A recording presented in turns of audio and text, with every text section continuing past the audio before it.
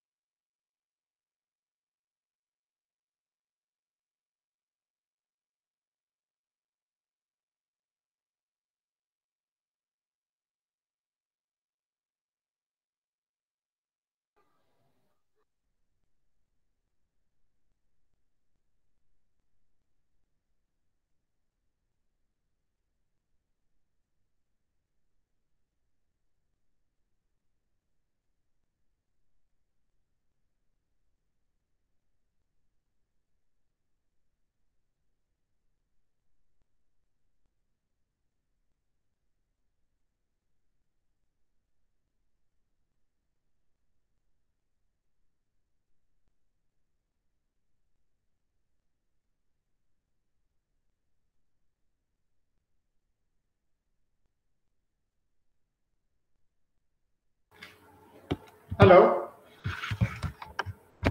Good evening sir. हाँ, good evening. Just a minute, screen कहाँ गई? नेक्स्ट चैप्टर स्टार्ट करना है। सर वो आज यूनिट टेस्ट था, उसका कुछ एक क्वेश्चन। हाँ, बोलो बोलो। सर क्वेश्चन है with reference to heredity which statement is true. With reference to heredity. Okay, बोलो। सर स्टेटमेंट है dominance is an autonomous feature of a gene और इट्स प्रोडक्ट। और ऑप्शन बी है, मतलब सेकंड है statement dominance is not an autonomous feature of a gene और it's product. और बाकी सर यही ऑप्शन में दे रखा है, पहला सही है, दूसरा सही है, दोनों सही है या दोनों नहीं है सही। अच्छा, तो इसमें बस ये आएगा कि dominance is not an autonomous feature of gene and it's product. Not इसलिए बिकॉज सब जगह डोमिनेंस फॉलो नहीं होता। डोमिनेंस का जो रूल है वो कुछ जगह फॉलो है, कुछ जगह नहीं भी होता है। Okay sir. और सर बाकी तो आधे से ज्यादा पेपर मॉलिक्यूलर बेसिस से आ गया था, तो सभी आता ही नहीं था। अच्छा, चलो कोई इशू नहीं है। सर एक ये हाँ, बता बोलो। दीजिए सर, चारगॉफ्स लॉ है कोई? हाँ, चारगॉफ लॉ है। इसी में अभी शायद आज की क्लास में यानी तो अगली क्लास में पहुंच जाएंगे। यस सर, उसमें दे रखा है विच वन इज करेक्ट। तो सर बायोमॉलिक्यूल्स पढ़ा हुआ था, उसके हिसाब से आंसर किया है सर। जैसे उसके हिसाब से भी आ जाएगा, वो जो चीज बायोमॉलिक्यूल में पढ़ी है वही यहाँ पे भी है। तो सर ये सही है ना, adenine plus guanine is equals to thymine plus cytosine. Adenine plus guanine equals to thymine plus cytosine. हाँ, ये ठीक है। अमाउंट ऑफ प्यूरीन पायरिमिडीन के बराबर होता है, यही चारगॉफ रूल है। प्यूरीन में एडेनिन गुआनिन आएंगे, पायरिमिडीन में साइटोसिन थायमिन आएंगे, तो A + G = T + C हो जाएगा। Okay sir. और सर एक था which enzyme is used in transcription. Transcription में आप देख लो, आरएनए पॉलीमरेज या डीएनए डिपेंडेंट आरएनए पॉलीमरेज, जो भी ऑप्शन दिया हो। सर आरएनए पॉलीमरेज दे रखा था गलत। हाँ, तो बस ठीक है, यही यूज होगा। आरएनए बनाना है ना, जो बनाना होता है, जिसका पॉलीमराइजेशन करना होता है, वो एंजाइम का नाम होता है। तो आरएनए बनाना है, ट्रांसक्रिप्शन में डीएनए से आरएनए बनाते हो, क्योंकि आरएनए बनाना है तो आरएनए पॉलीमरेज। डीएनए में डीएनए से डीएनए बनाते हो, तो बनने वाला स्ट्रैंड डीएनए का है, तो डीएनए पॉलीमरेज। ऐसी बात है। और सर एक ये क्वेश्चन है, how many meiotic divisions are required for getting 120 seeds of wheat. 120 seeds of seeds. Wheat. तो अगर 120 सीड चाहिए तो उसमें आपको 120 मेल गैमेट चाहिए, 120 फीमेल गैमेट चाहिए, है। अब उसमें दो तरीके से इस क्वेश्चन को सॉल्व करना होता है, और ऐसे दो ही आंसर आएंगे। लाइक अगर मैं आपको यहाँ 1 मिनट दो, आपको दिख रही है स्क्रीन? No sir. ये स्लाइड चेंज हो गई, ये स्क्रीन प्रेजेंट।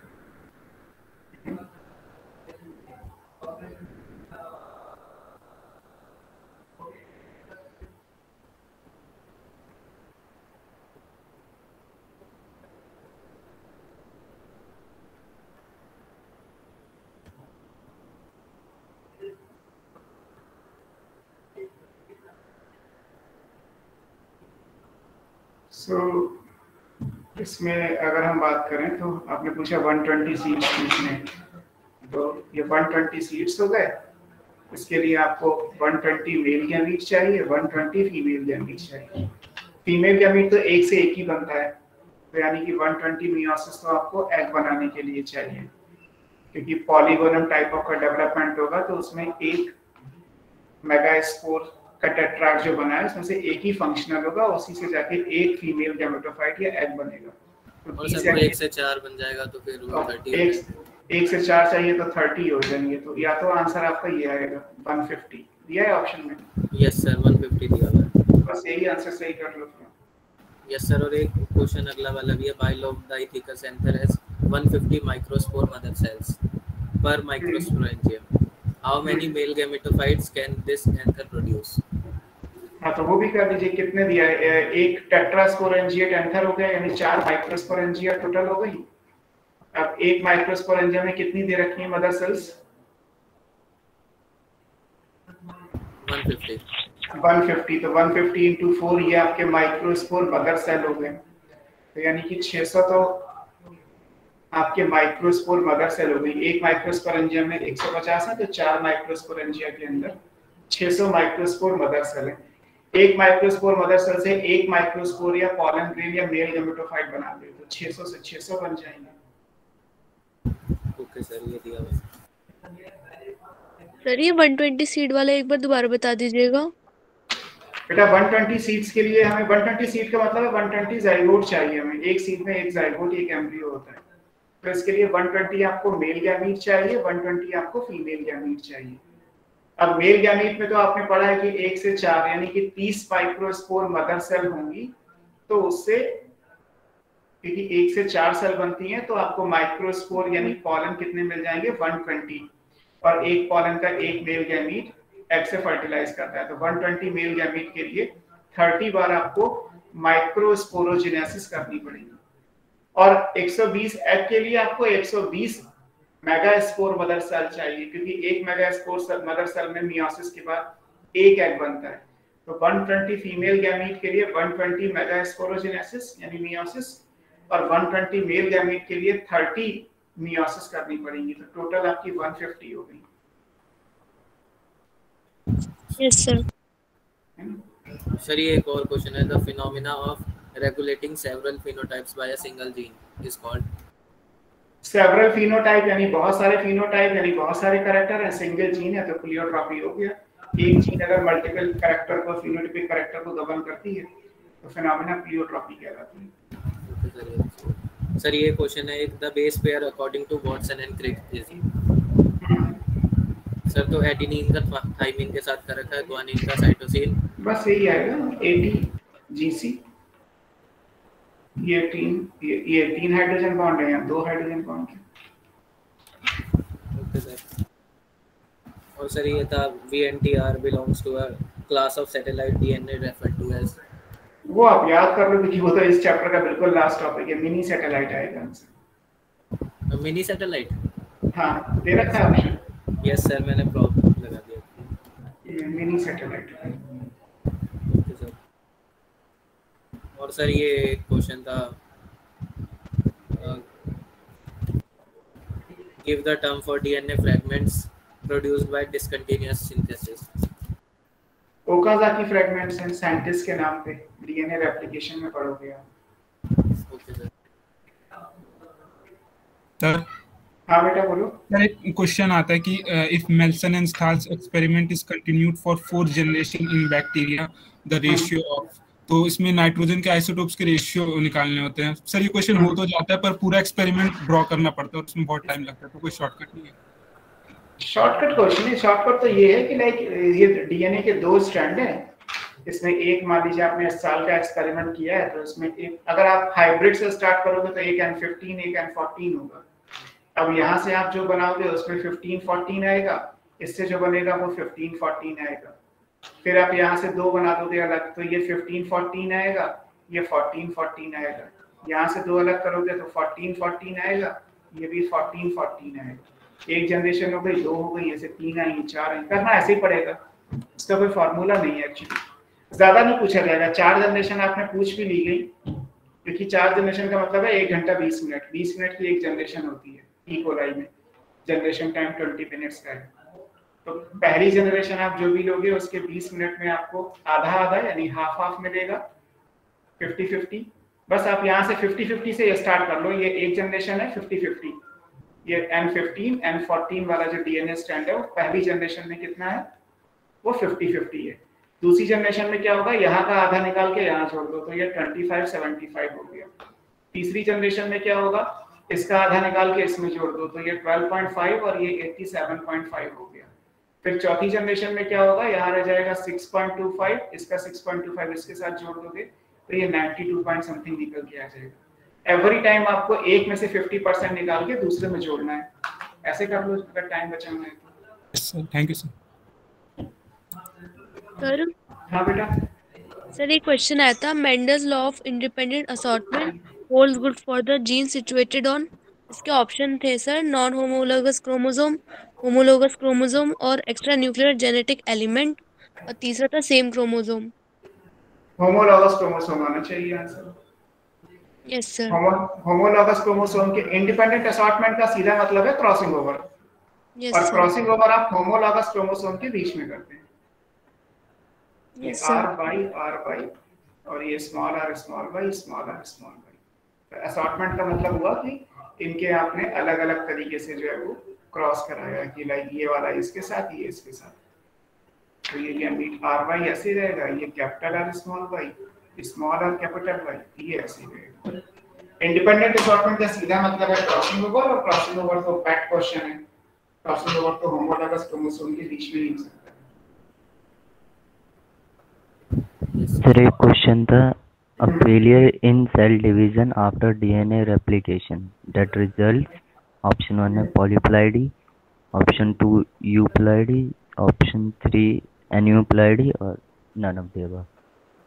अगर फेलियर हुआ है तो उस केस में क्या होगा, पॉलीप्लॉइडी हो जाएगी। पढ़ाने के टाइम पे बताया था, जैसे क्रोमोसोम को डबल तो कर दिया, अब उसके बाद आपने एनाफेज में जिस डिवाइड करके आधा आधा करना था वो आपने किया नहीं। अगर वो आधा आधा नहीं किया तो 2n का डबल यानी सीधे 4n हो गया, 4n का सीधे 8n होगा, 8n से फिर सीधे 16n होगा, तो पॉलीप्लॉइडी आ जाएगा। ओके। पॉलीप्लॉइडी की डेफिनेशन में लिखा है ना, failure of segregation of chromatid cells. Sir sir discontinuous synthesis कौन से स्टेज ऑफ सेल साइकिल में होता है? डिसकंटीन्यूअस सिंथेसिस किस चीज की, डीएनए की? Yes sir. डीएनए की सिंथेसिस चाहे कंटीन्यूअस हो या डिसकंटीन्यूअस हो, होती तो एक साथ ही है और वो एस फेज में ही आएगा। ओके सर, ऑप्शन उसमें तो डिसकंटीन्यूअस आपको घुमाने के लिए पूछा गया। सिंपल डीएनए की सिंथेसिस है, चाहे कैसी भी हो, टुकड़े में हो या एक साथ हो, कंटीन्यूअस डिसकंटीन्यूअस कोई भी हो, एक ही आंसर है, एस फेज आएगा, S phase of cell cycle. Okay sir.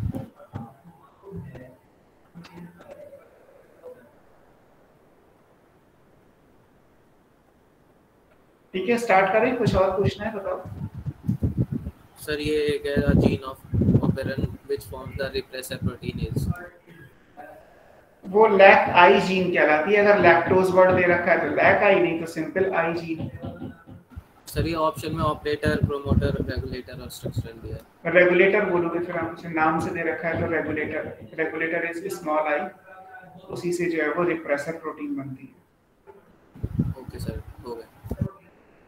Sir हाँ सर ये क्वेश्चन था, x linked recessive gene is, sir इसका ऑप्शंस थे ऑलवेज एक्सप्रेस्ड इन मेल और ऑलवेज एक्सप्रेस्ड इन फीमेल, फिर लीथल और सब लीथल था।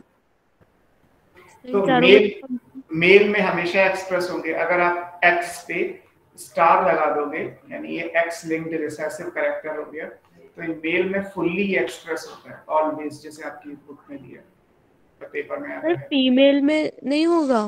फीमेल में फुल्ली एक्सप्रेस होने के लिए डबल स्टार चाहिए, क्योंकि फीमेल में अगर एक पे है स्टार तो फिर ये कैरियर होगा।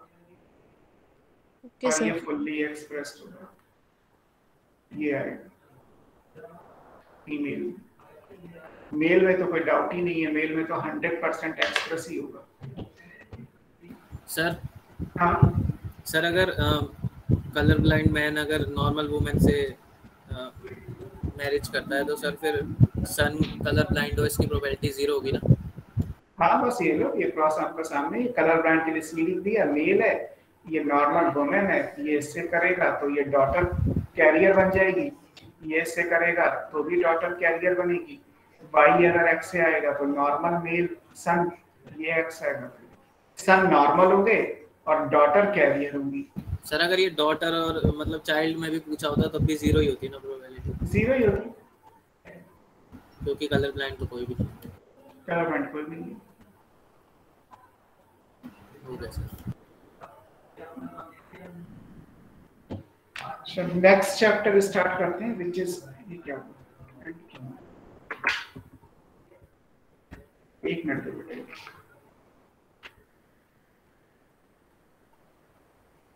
स्लाइड तो 33 है।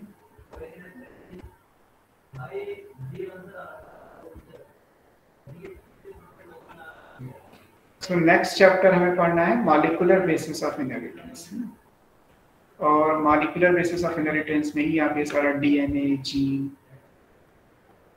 ये सारी चीजें पढ़ते हैं।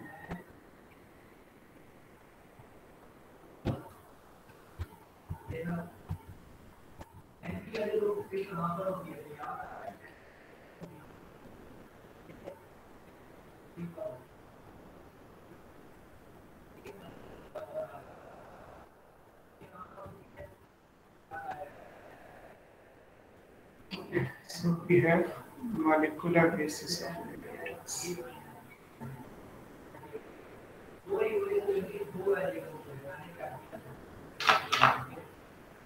Next, molecular basis of inheritance.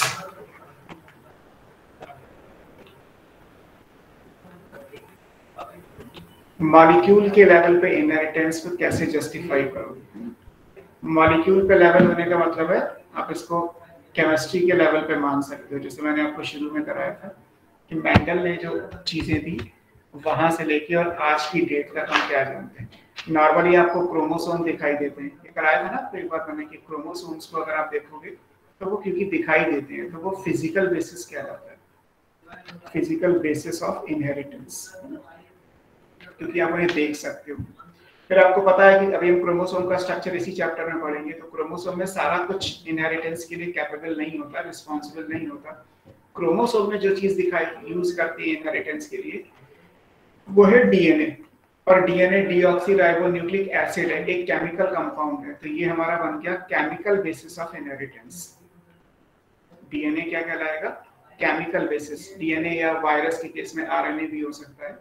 तो ये न्यूक्लिक एसिड जो होते हैं these are chemical bases, because nucleic acid chemical compound है, इनका प्रॉपर केमिस्ट्री के जैसा स्ट्रक्चर है बायोकेमिस्ट्री।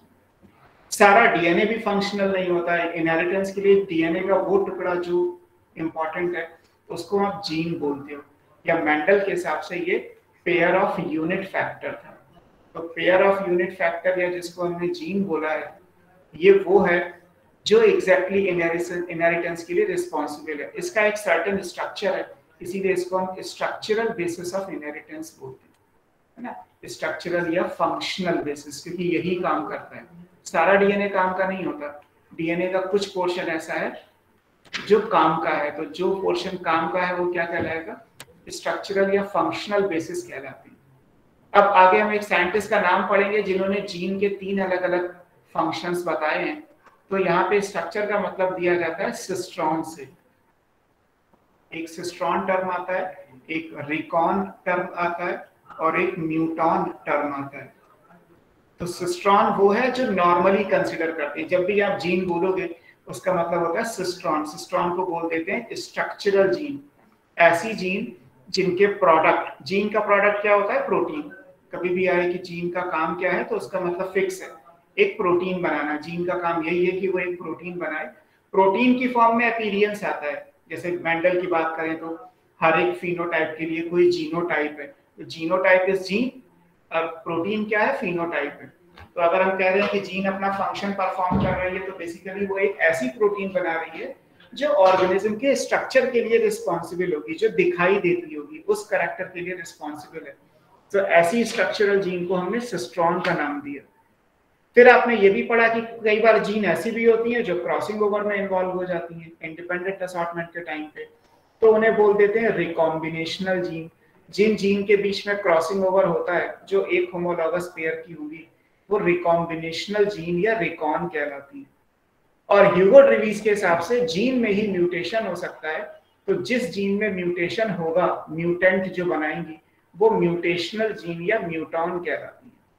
तो रिकॉन तो देखिए, रिकॉन और म्यूटॉन आपने एक टॉपिक पढ़ा था जेनेटिक वेरिएशन, तो मैंने बताया था कि जेनेटिक वेरिएशन दो तरीके से अराइज होते हैं, डार्विन के हिसाब से रिकॉम्बिनेशन से यानी क्रॉसिंग ओवर से, और ह्यूगो ड्रीवीज के हिसाब से म्यूटेशन से, और आते दोनों से ही है। तो इसका मतलब रिकॉन और म्यूटॉन यानी रिकॉम्बिनेशन करना और म्यूटेशन को कैरी करना ये भी जीन के फंक्शन है, बट ये ऑर्गन टू ऑर्गन या पर्सन टू पर्सन वेरिएबल है।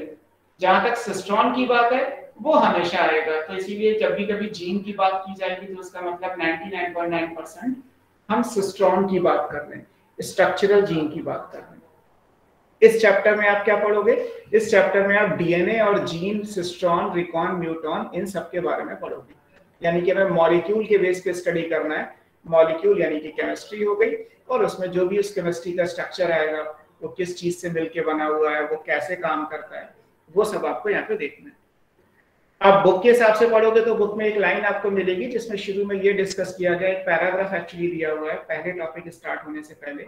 डीएनए पहला टॉपिक दिया है, तो डीएनए के स्टार्ट होने से पहले एक पैराग्राफ दिया है कि मेंडल ने जब फैक्टर का कॉन्सेप्ट दिया था, हमने भी इसको डिस्कस किया था कि मेंडल ने जब फैक्टर का कॉन्सेप्ट दिया तो एक ड्रॉबैक बन गया यही चीज कि मेंडल ने अपने फैक्टर के कॉन्सेप्ट के लिए कोई फिजिकल प्रूफ नहीं दिया था।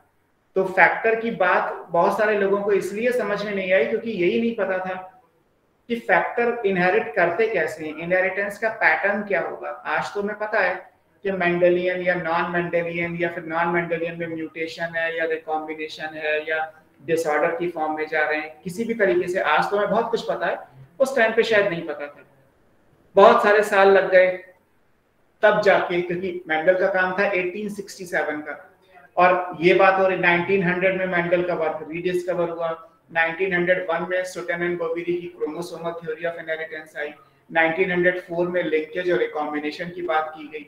तो कुछ सालों के अंदर ये समझ में आ गया, धीरे धीरे एक्सपेरिमेंट हुए और लोग ये रियलाइज करने लगे कि डीएनए जो है वो केमिकल है जो इनहेरिटेंस के लिए रिस्पॉन्सिबल होता है। इसके लिए भी आगे बहुत सारी चीजें पढ़ोगे कि क्यों डीएनए को हम मानते हैं एक जेनेटिक मटेरियल और किसी चीज को नहीं मानते, और इसको प्रूव कैसे किया गया, क्योंकि डीएनए ही जेनेटिक मटेरियल है, इसको भी प्रूव करना पड़ा, है ना।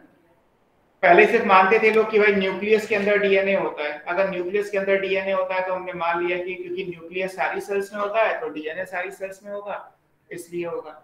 डीएनए भाई सेल के डिवाइड करने से पहले जो है वो रेप्लिकेट कर जाता है, दुगना हो जाता है, और डिवाइड करने के टाइम पे आधा हो जाता है, यानी इक्वली डिस्ट्रीब्यूट हो गया। इक्वली डिस्ट्रीब्यूट होगा तो डीएनए का अमाउंट किसी भी स्पीशीज के अंदर कांस्टेंट आ जाएगा। तो ऐसी बहुत सारी बातें हैं जो ये सजेस्ट करती हैं कि डीएनए जेनेटिक मटेरियल है, प्रूव नहीं करती। डीएनए जेनेटिक मटेरियल है, इसको प्रूव करने का काम आप पढ़ते हैं ट्रांसफॉर्मेशन एक्सपेरिमेंट में जो फ्रेडरिक ग्रिफ्थ ने किया था। तो प्रूफ कैसे करेंगे वो तो बाद में देखेंगे, लेकिन स्टार्टिंग में लोगों ने ये जरूर मान लिया कि न्यूक्लिक एसिड जो है वो जेनेटिक मटेरियल के तरीके से इनहेरिटेंस के लिए रिस्पॉन्सिबल है, and out of 2 nucleic acid जो लिविंग ऑर्गेनिज्म में है, दैट इज डीएनए, आरएनए, उसमें से मोस्टली जो जेनेटिक मटेरियल का काम करता है वो डीएनए है। हालांकि कुछ वायरस ऐसे हैं जहाँ पे आरएनए भी जेनेटिक मटेरियल होता है। नॉर्मली आरएनए का काम क्या है? Non genetic. आरएनए मैसेजिंग का काम करता है, messenger RNA. RNA amino acids को लेके आता है, ट्रांसफर आरएनए। आरएनए राइबोसोम के अंदर होता है, राइबोसोमल आरएनए। तो आरएनए नॉन जेनेटिक तो बहुत सारा है। अगर किसी यूकैरियोटिक सेल की बात करेंगे तो उसमें जेनेटिक मटेरियल आरएनए नहीं होगा, डीएनए होगा। और आरएनए का काम क्या होगा? Non genetic. इनहेरिटेंस के लिए डीएनए, और इनहेरिटेंस के अलावा कोई और काम करना होगा तो उसमें न्यूक्लिक एसिड आरएनए आ सकता है। केवल वायरस ऐसा केस है जहां पे आरएनए भी जेनेटिक मटेरियल हो सकता है। तो इसी सब के बारे में आपकी बुक में स्टार्टिंग में दिया हुआ है कि हम मॉलिक्यूलर बेसिस पे कौन से मॉलिक्यूल्स से इसको स्टार्ट करेंगे। पहला टॉपिक जो आपकी इस बुक में आएगा वो दे रखा है जीन। तो सबसे पहले आपको जीन मतलब बेसिकली डीएनए के सेंस में, क्योंकि DNA chemical basis of inheritance माना जाता है। सर ये सिस्ट्रॉन रेकॉन ये टाइप हैं जीन के? हाँ, वो जीन के फंक्शन के बेस पे 3 अलग अलग टाइप हैं। लाइन कैसे आ रही है?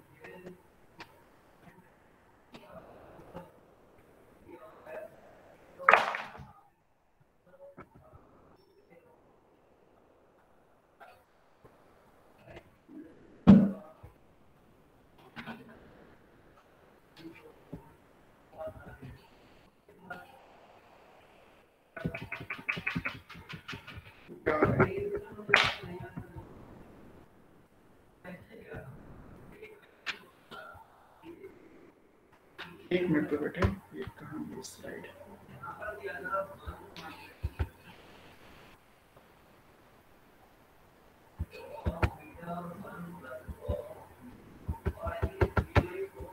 ये हैंग कर रहा है कुछ।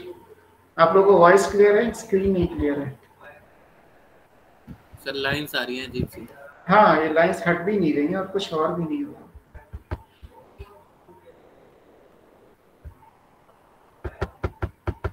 स्टॉप शेयरिंग भी नहीं हो रही, इग्नोर, कुछ हट ही नहीं रहा स्लाइड में।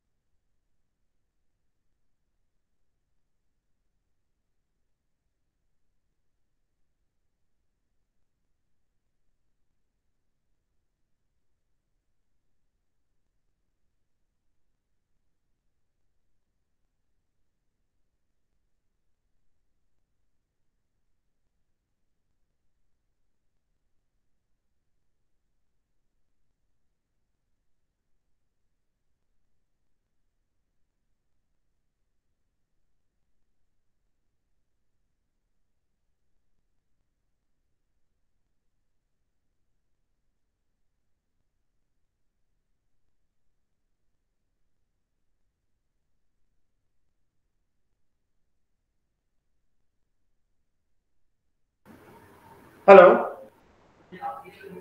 Yes sir. दिख रहा है? मैंने जो स्लाइड लिखा वो दिख रहा है? सर अभी प्रेजेंट ही नहीं हुई। क्या हो रहा है? अब दिखाई दिया? Yes sir.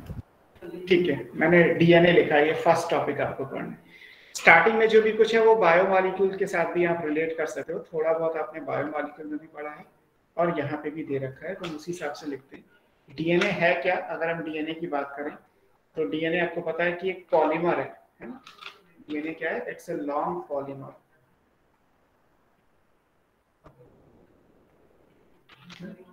अब पॉलीमर है तो किसी मोनोमर का ही होगा। बायोमॉलिक्यूल से याद करो थोड़ा थोड़ा सा। तो डीएनए अगर एक लॉन्ग पॉलीमर है तो इसका मोनोमर क्या होगा? मोनोमर कहलाता है डीऑक्सी राइबो न्यूक्लियोटाइड। तो डीएनए क्या है? डीऑक्सी राइबो न्यूक्लियोटाइड का एक पॉलीमर है। अगर एक पॉलीमर है तो डीएनए को आप क्या बोलोगे? ये बन जाएगा poly deoxy ribo nucleotide chain. यही तो आया। चेन का मतलब एक लॉन्ग स्ट्रक्चर है, बहुत सारे मोनोमर से एक पॉलीमर बना, तो पॉलीमर के लिए वर्ड आ गया पॉली और मोनोमर के लिए आपने पॉली वर्ड हटा दिया, तो डीऑक्सी राइबो न्यूक्लियोटाइड लिख दिया। अब बार बार डीऑक्सी लिखना पड़ेगा, क्योंकि अगर आपने डीऑक्सी नहीं लिखा तो वो राइबो न्यूक्लियोटाइड मान लिए जाएंगे और फिर वो स्ट्रक्चर आरएनए का बन जाएगा। तो इसलिए पूरे चैप्टर में और आगे नीट के हिसाब से भी या कहीं एग्जाम के हिसाब से भी अगर डीऑक्सी वर्ड नहीं दिया हुआ है तो इसका मतलब वो आरएनए की बात कर रहे हो, आप डीएनए पे वो चीज अप्लाई नहीं करोगे। और अगर डीऑक्सी वर्ड लिखा हुआ है तो इसका मतलब वो डीएनए पे अप्लाई होगा, वो आरएनए पे अप्लाई नहीं होगा। Every time we have to mention deoxy ribo. Deoxy लिखने का मतलब ही डीएनए कहलाएगा। तो डीएनए कैसा है? Poly deoxy ribo nucleotide chain है, बहुत सारे डीऑक्सी राइबो न्यूक्लियोटाइड जुड़ गए तो एक पॉलीमर बन गया चेन के जैसा, तो डीएनए का नाम दे दिया। तो DNA is a long polymer of deoxy ribo nucleotide chain. ये डीऑक्सी राइबो न्यूक्लियोटाइड चेन्स ये क्या हो गए? These are called monomer. तो जैसे पढ़ा होगा मोनोमर मतलब जिससे रिपीट होके आप पॉलीमर यानी कि डीएनए बनाओगे। अब डीएनए की लेंथ कैसे पता की जाएगी? यही तरीका है, जितने ज्यादा डीऑक्सी राइबो न्यूक्लियोटाइड होंगे डीएनए की लंबाई उतनी निकल के आ जाएगी। तो अगर कहा जाए कि डीएनए को हम मेजर कैसे करते हैं, तो डीएनए की लेंथ मेजर करेंगे बेसिकली। और लेंथ कैसे मेजर करेंगे? तो इसके लिए यहाँ पे क्या यूज करना है? Length of DNA is measured by, इसको कैसे करोगे? Number of nucleotides. जितने ज्यादा डीऑक्सी राइबो न्यूक्लियोटाइड्स होंगे उतना लंबा डीएनए कहलाएगा। नंबर ऑफ न्यूक्लियोटाइड को आप बोलते हैं बेस, और अगर दो न्यूक्लियोटाइड है तो बेस पेयर। अगर नंबर ऑफ न्यूक्लियोटाइड है तो बेस कहलाएंगे। अगर आपने लिखा पेयर ऑफ न्यूक्लियोटाइड्स, तो पेयर ऑफ न्यूक्लियोटाइड्स को आप क्या बोलोगे? बेस पेयर बोलोगे। Usually base pair word BP short में लिखा जाता है। तो बेस पेयर लिखने का मतलब है कि हम डीएनए की लेंथ पता कर रहे हैं। अब बेस पेयर लिखने का मतलब सिंपल सा है कि डीएनए के दो स्ट्रैंड आमने सामने पेयरिंग शो करते हैं, यानी जब बेस पेयर वर्ड यूज करोगे तो डबल स्ट्रैंडेड डीएनए होगा, और अगर बेसिस वर्ड लिखा हुआ है तो सिंगल स्ट्रैंडेड होगा। ये समझने के तरीके हैं। आप बेस पेयर का मतलब है आमने सामने के, एडेनिन के सामने थाइमीन या थाइमीन के सामने एडेनिन, गुआनिन के सामने साइटोसिन या साइटोसिन के सामने गुआनिन, तो ये बेस पेयर कहलाएंगे। बेस पेयर होने के लिए दो डीएनए के स्ट्रैंड का होना जरूरी है। बेसिस होने के लिए दो डीएनए का स्ट्रैंड होने जरूरी नहीं है, वो आप एक स्ट्रैंड में भी काउंट कर सकते हो। तो ये एक मेजर चेंज आ जाएगा, है ना। अब जैसे कुछ एग्जांपल दे दिए गए। फॉर एग्जांपल क्या दिए गए? एक वायरस का नाम दिया है 5x174। ये एक बैक्टीरियोफेज है। आपको 11th का याद हो तो आपने 11th में लिविंग पार्ट में पढ़ा होगा। इसका जो जेनेटिक मटेरियल है वो कैसा होता है? सिंगल स्ट्रैंडेड डीएनए होता है। इसका जेनेटिक मटेरियल कैसा है? Single stranded DNA. अगर डीएनए का सिंगल स्ट्रैंडेड है तो इसमें बेस पेयर वर्ड नहीं आएगा, यहाँ क्या आएगा? बेसेस आएंगे। कितने बेसेस या न्यूक्लियोटाइड होते हैं? ये नंबर है 5386। तो 5386 न्यूक्लियोटाइड हैं इसमें। न्यूक्लियोटाइड्स लिख लीजिए या बेसिस लिख लीजिए। अब आप कहेंगे सर इसको 2 से डिवाइड करके बेस पेयर लिख दूं तो सही होगा क्या? गलत हो जाएगा। It can't be divided by 2। आप जो चीज है ही सिंगल स्टैंडर्ड उसे आप डबल स्टैंडर्ड कैसे बना सकते हो? नहीं बना सकते। डबल को सिंगल बना सकते हो, पीसीआर आप ऑलरेडी बनाते ही हो। डबल स्टैंडर्ड डीएनए को गर्म कर दो तो सिंगल स्टैंडर्ड डीएनए हो जाएगा। डीनेचुरेशन ऑफ डीएनए होता है। लेकिन आप ये कहो कि मैं सर सिंगल स्टैंडर्ड डीएनए को डबल बना दूं क्या? नहीं बन सकता, क्वेश्चन गलत हो जाएगा। तो आप ये नहीं कर सकते कि 5386 को 2 से डिवाइड करके बोल दो कि सर इतने बेस पेयर आएंगे, तो वो आंसर गलत हो जाएगा। इसमें बेस पेयर वर्ड नहीं आ सकता, बेसिस ही वर्ड आएगा। और सर डबल स्टैंडर्ड अगर 5386 होते तो उससे 2 से हाँ उसे 2 से मल्टीप्लाई करके सिंगल बना सकते हो, वो बन जाएगा। डबल को सिंगल बनाया जा सकता है, सिंगल को डबल नहीं बना सकते। डबल से सिंगल बनाने का तरीका डीनेचुरेशन ऑफ डीएनए कहलाता है। सिंगल से डबल बनाने का कोई तरीका नहीं है। सिंगल से डबल आप उसमें बनाओगे ना जिसमें डबल एग्जिस्ट करता होगा। 5 × 174 में डबल होते ही नहीं है तो कैसे बना दोगे? हमारी बॉडी है तो बना लोगे, हमारी बॉडी में सिंगल से डबल या डबल से सिंगल बना लोगे। 5 × 174 बैक्टीरियोफेज तो होते ही सिंगल स्टैंडर्ड, ऐसे तो ना डबल बना देंगे। और एग्जांपल से समझ लीजिए। इसके बाद दूसरा एग्जांपल लिख लीजिए। आपने एक और पढ़ा होगा, एक लैम्डा बैक्टीरियोफेज होता है। बैक्टीरियोफेज तो बहुत सारे होते हैं, lambda bacteriophage, T2 bacteriophage, T4 bacteriophage, 5 × 174 bacteriophage, coliphage, है ना, बहुत सारे बैक्टीरियोफेज हैं। जो लैम्डा फेज है बेटा, PAPHAGE, तो लैम्डा बैक्टीरियोफेज में क्या होता है, यहाँ डबल स्टैंडर्ड डीएनए है, जेनेटिक मटेरियल। अब अगर डबल स्टैंडर्ड डीएनए है तो इसके अंदर बेस पेयर आएंगे। बेस पेयर कितने हैं? 48,502, 48,502 बेस पेयर है। अब ये बेस पेयर है और इसको 2 से मल्टीप्लाई करके आप जो भी नंबर आएगा उतना बेसिस लिख सकते हो, यहाँ कोई इश्यू नहीं है, क्योंकि डबल से सिंगल बनाया जा सकता है। आप डीएनए का डीनेचुरेशन कर दोगे तो ये चीज हो जाएगी। ऐसे फिर अगला एग्जांपल दिया है ई कोलाई का। ई कोलाई बैक्टीरिया हो गया। अब बैक्टीरिया का genetic material double standard DNA ही होता है। इसमें कितने बेस पेयर होते हैं? इस डबल स्टैंडर्ड डीएनए, इसमें बेस पेयर कितने? 4.6 मिलियन है। मिलियन मतलब 10⁶ बेस पेयर। इसको भी अगर आप 2 से मल्टीप्लाई कर दो तो नंबर ऑफ बेसेस निकल आएंगे। 4.6 million base pair E coli में होते हैं। और लास्ट में अगर हम ह्यूमन का एग्जांपल ले लें तो ह्यूमन के अंदर भी डबल स्टैंडर्ड डीएनए ही होता है। तो हमारे लिए कितना आएगा? अप्रोक्सीमेटली अगर बात करें तो 3.3 बिलियन है। बिलियन का मतलब 10⁹ बेस पेयर। ये भी बेस पेयर है। यहां भी 2 से मल्टीप्लाई करके 6.6 बिलियन बेसिस निकल आएंगे। लेकिन हमारी बॉडी में 2 चीजें हैं। हमारी बॉडी में ये भी इंपॉर्टेंट है कि हमारी बॉडी के स्पर्म का है या स्पर्म मदर सेल का है, क्योंकि स्पर्म हैप्लॉइड होता है, स्पर्म मदर सेल डिप्लॉइड होती है। तो ये भी याद रखना है कि ये जो लिखा गया है वो n नंबर लिखा हुआ है। ह्यूमन में हैप्लॉइड कंटेंट निकाला गया है। स्पर्म या एग में से डीएनए निकालोगे तो इतना निकल के आएगा। अगर हमारी बॉडी का डिप्लॉइड हो, मान लीजिए आपसे पूछा जाए कि number of base pair in our skin cell, तो 6.6 बिलियन हो जाएगा, है ना। दूसरे बेस पेयर ही होगा ना, वो भी बेस पेयर होगा, क्योंकि यहाँ 2 से मल्टीप्लाई इसलिए कर रहे हैं बिकॉज स्किन की सेल डिप्लॉइड होती है। और फिर अगर आपको स्किन की सेल में बेसिस निकालने हैं तो 2 बार मल्टीप्लाई करना पड़ेगा। 2 × 2 4 से मल्टीप्लाई करना पड़ेगा। तो अलग अलग ऑर्गेनिज्म में अलग अलग तरीके से निकालोगे। और इससे सिर्फ ये पता चल रहा है कि डीएनए कितना लंबा है, because DNA is a long polymer of monomer. Monomer हो गए डीऑक्सीराइबोन्यूक्लियोटाइड, और उसका पॉलीमर बनाओगे तो पॉलीडीऑक्सीराइबोन्यूक्लियोटाइड चेन बोला जाएगा। ये तो बात हो गई कि डीएनए केमिस्ट्री के हिसाब से है क्या, कितना लंबा है, या डीएनए की लेंथ कैसे मेजर करते हैं। अब बात आती है कि डीएनए का स्ट्रक्चर क्या है। डीएनए के 2 स्ट्रक्चर आएंगे। डीएनए का एक प्राइमरी स्ट्रक्चर होता है और एक सेकेंडरी स्ट्रक्चर होता है। जैसे आपको याद हो तो आपने बायोमॉलिक्यूल में प्रोटीन के भी 4 लेवल पढ़े होंगे, primary, secondary, tertiary, quaternary. Nucleic acid के 2 ही लेवल होते हैं, प्राइमरी और सेकेंडरी। लिपिड्स में कोई लेवल ऑफ स्ट्रक्चर नहीं है और कार्बोहाइड्रेट में भी कोई लेवल ऑफ स्ट्रक्चर नहीं है। तो क्योंकि हम न्यूक्लिक एसिड पढ़ रहे हैं तो यहाँ 2 चीजें आएंगी। पहला आएगा primary structure of DNA. DNA के प्राइमरी स्ट्रक्चर का मतलब होता है एक पॉलीडीऑक्सीराइबोन्यूक्लियोटाइड चेन के बारे में पढ़ना।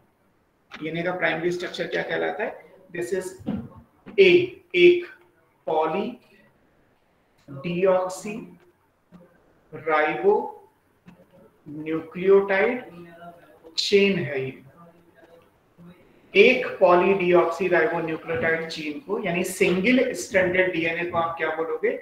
प्राइमरी स्ट्रक्चर ऑफ डीएनए बोलोगे। सिंगल स्ट्रैंडेड डीएनए में एक ही चेन आती है। अब आपको पता है कि पॉलीडीऑक्सीराइबोन्यूक्लियोटाइड चेन तो ये पॉलीमर हो गया। अगर ये पॉलीमर है तो इसका मोनोमर क्या होगा? ये किससे मिलके बनेगा? ये बनेगा, पॉलीवर्ड हटा दो तो बन जाएगा डीऑक्सीराइबोन्यूक्लियोटाइड। ये इसके मोनोमर हो गए। ये मोनोमर यानी रिपीटिंग यूनिट्स, जिनसे रिपीट करके आप एक पॉलीमर यानी पॉलीडीऑक्सीराइबोन्यूक्लियोटाइड चेन बना। अब आपको पता है कि किसी भी न्यूक्लियोटाइड के अंदर दो कंपोनेंट होते हैं। कौन से दो कंपोनेंट होते हैं? एक कहलाता है फास्फोरिक एसिड यानी फास्फेट, और एक कहलाता है न्यूक्लियोसाइड, है ना। तो यहाँ पे क्या आएगा? डीऑक्सी तो रहेगा ही क्योंकि हम डीएनए बार बार पढ़ रहे हैं, तो ये डीऑक्सीराइबोन्यूक्लियोसाइड है, और इससे एक H3PO4 यानी फास्फोरिक एसिड जब जुड़ेगा तो न्यूक्लियोटाइड बनेगा। डीऑक्सीराइबोन्यूक्लियोसाइड में दो चीजें होती हैं, कौन कौन सी? एक नाइट्रोजनस बेस होता है और एक पेंटोस 5 कार्बन की शुगर होती है, पेंटोस शुगर होती है। ये पेंटोस शुगर कौन सी है? ये पेंटोस शुगर ही डीऑक्सीराइबोज है, इसीलिए बार बार डीऑक्सी आ रहा है। पेंटोस शुगर कौन सी है? डीऑक्सीराइबोज शुगर है, 5 कार्बन की, और एक नाइट्रोजनस बेस होगा। नाइट्रोजनस बेस आपने पढ़े, अभी हमने डिस्कस भी किए थे, या तो एडेनिन होते हैं या ग्वानिन होते हैं। एडेनिन ग्वानिन ये प्यूरिन है, और साइटोसिन और थायमिन जो है वो पायरिमिडीन है। अगर आरएनए होगा तो थायमिन की जगह यूरेसिल आएगा और राइबोज शुगर आएगा रादर देन डीऑक्सीराइबोज, और डीऑक्सी बार बार वर्ड आप हटा दोगे। अगर बाई चांस हम आरएनए का भी पढ़ रहे होते तो आरएनए में यहाँ पे राइबोज आएगा, डीऑक्सीराइबोज की जगह वर्ड क्या आएगा? राइबोज आएगा, ठीक। और थायमिन की जगह कौन सा आ जाएगा? यूरेसिल आ जाएगा। तो ये आरएनए बन जाएगा, डीऑक्सी वर्ड हटा दोगे। डीऑक्सी लिखने का मतलब बार बार कि हम डीएनए की बात कर रहे हैं। ये तो दो चेंजेस हैं, ये सब प्राइमरी स्ट्रक्चर में काम होते हैं।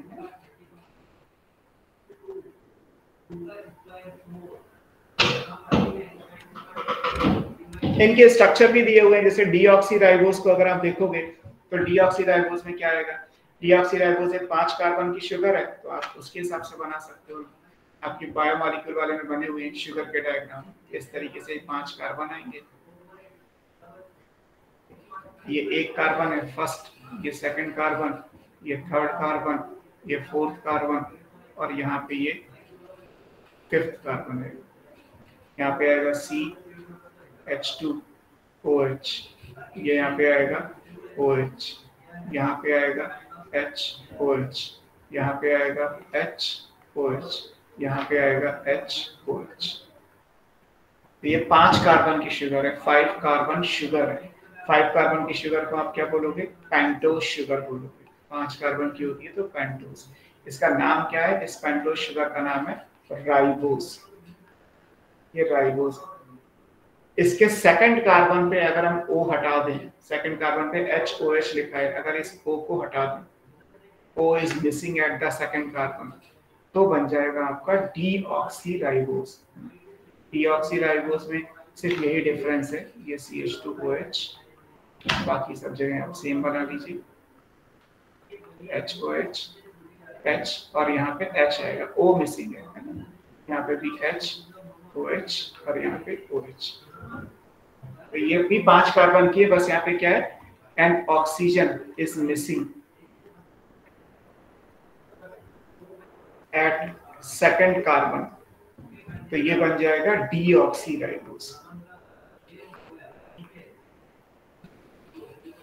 तो डीएनए में डीऑक्सीराइबोस है और आरएनए में राइबोस शुगर है। सेकंड कार्बन पे ऑक्सीजन हटा दोगे तो डीऑक्सीराइबोस आ जाएगा। सर जो राइबोज है आरएनए में वो भी 5 वाली है? हाँ, दोनों 5 कार्बन की हैं। 5 कार्बन तो यहाँ भी है। पेंटोस शुगर तो दोनों ही रहेंगी, फिक्स है। 1 2 3 4 5, ये भी यहाँ पे 1 2 3 4 5, ये आरएनए का है। राइबोस शुगर है तो आरएनए, और अगर डीऑक्सीराइबोस है तो डीएनए। शुगर तो 5 कार्बन की रहेगी, दोनों में से किसमें क्या है वो आप याद कर लीजिए। हम पढ़ तो डीएनए का स्ट्रक्चर है, बट इसी जगह पे बुक में आरएनए भी दे रखा है, तो डिफरेंसेस ही तो हैं। आरएनए का भी देख लो हम साइड बाय साइड।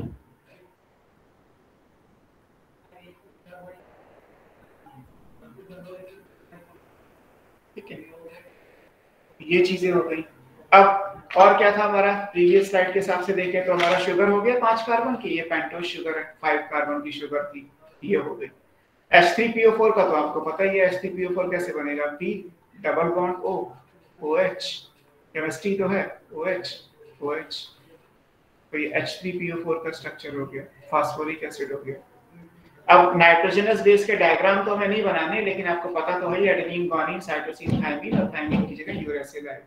फिर भी आपकी बुक में बायोमॉलिक्यूल में नाइट्रोजनस बेस एडेनिन गुआनिन के भी डायग्राम बने हुए हैं, आप चाहो तो एडेनिन और थायमिन या साइटोसिन का डायग्राम आप से देख सकते हैं।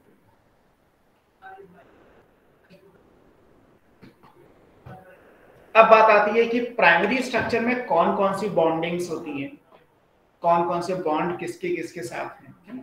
आप बताओ कौन कौन से बॉन्ड होते हैं डीएनए के प्राइमरी स्ट्रक्चर में, या कौन सा बॉन्ड नहीं होता डीएनए के प्राइमरी स्ट्रक्चर में?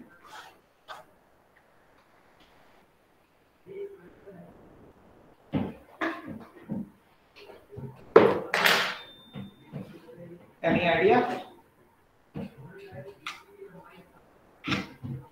डीएनए के प्राइमरी स्ट्रक्चर में कौन सा बॉन्ड नहीं होता?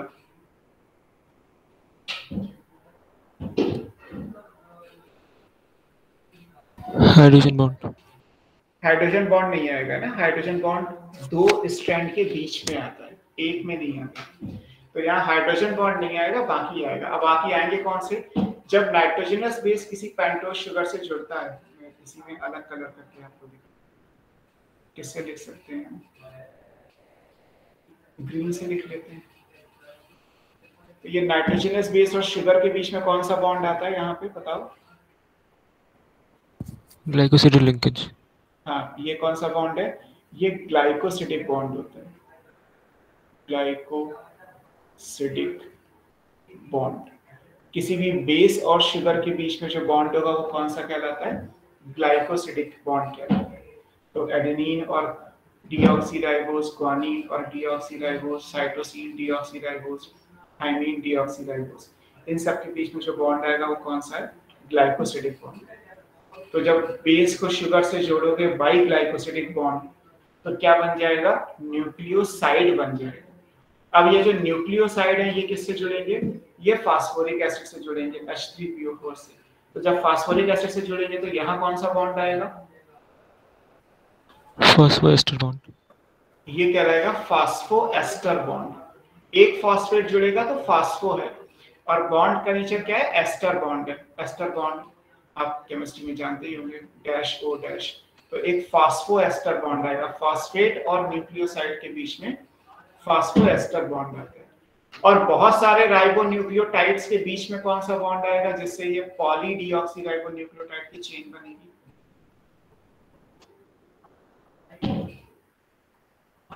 यहाँ कौन सा बॉन्ड आएगा, जब बहुत सारे मोनोमर जुड़ के पॉलीमर बनाएंगे तो यहाँ मोनोमर के बीच में कौन सा बॉन्ड आएगा, है आइडिया किसी को?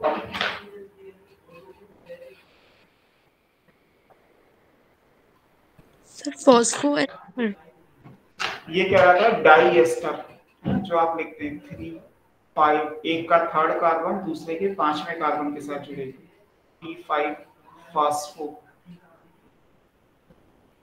डाई एस्टर बोला जाएगा।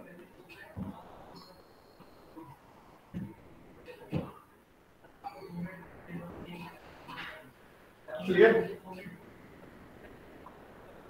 ये फास्फो डाई एस्टर है ना, ये एस्टर बॉन्ड है, ये डाई एस्टर बॉन्ड है।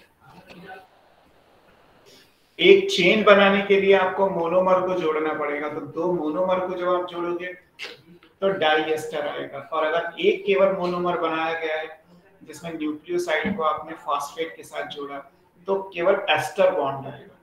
और न्यूक्लियोसाइड में जब आपने बेस और शुगर को जोड़ा था तो ग्लाइकोसिडिक आएगा। इसमें कहीं भी हाइड्रोजन बॉन्ड नहीं आया। और कॉमन क्वेश्चन है कि डीएनए के प्राइमरी स्ट्रक्चर में कौन सी बॉन्डिंग नहीं होती।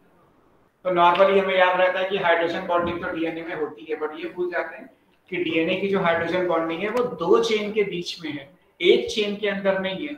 डीएनए का एक चेन का स्ट्रक्चर पूछा गया था आपसे, 2 चेन का नहीं पूछा गया। एक चेन मतलब single stranded DNA, primary structure of DNA. Double standard जब डीएनए आप बनाओगे तो डीएनए का secondary structure Watson and Crick वाला आएगा, जहां पे आप हाइड्रोजन बॉन्ड बनाओगे। इसमें कहीं भी हाइड्रोजन बॉन्ड नहीं आ रहा, ठीक है। अब फिर ये सारे बॉन्ड सिंगल स्टैंडर्ड में? हाँ सारे से। ये प्राइमरी स्ट्रक्चर का मतलब ही होता है, एक चेन लिखा है ना, इसीलिए तो मैंने पहले स्पेशली लिखा, वरना मुझे इसकी क्या जरूरत है, मैं प्रीपोजिशन थोड़ा पढ़ा रहा हूँ आपको। एक चेन है ये। ओके। वन चेन आएगा तो हाइड्रोजन बॉन्ड कैसे बनाओगे? आपको तो ये पता है कि एक चेन का एडेनिन दूसरी चेन के थाइमीन के साथ 2 हाइड्रोजन बॉन्ड बना के पेयर करता है, ठीक है। मैं तो बना ही एक चेन रहा हूं, अगर मैं दूसरी चेन बना ही नहीं रहा तो हाइड्रोजन बॉन्ड कैसे बना दोगे? मैंने तो एक चेन बनाई है, तो इसलिए जब आप 2 बनाओगे तभी आएगा, है ना। अब इनके नाम पढ़े हैं आपने, न्यूक्लियोसाइड और न्यूक्लियोटाइड्स के नाम होते हैं, इनका नॉमेनक्लेचर भी बुक में दिया हुआ है कि इनको किस किस नाम से जानते हैं।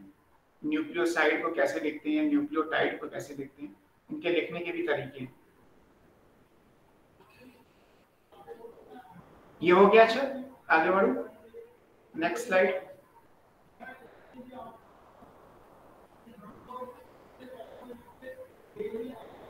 Yes sir. नेक्स्ट स्लाइड पे चलते हैं। नेक्स्ट स्लाइड क्या है?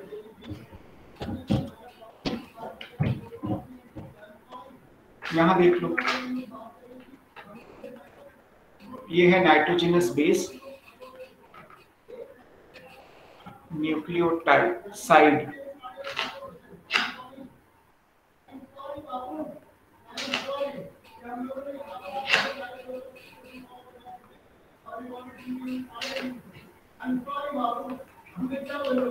और न्यूक्लियोटाइड।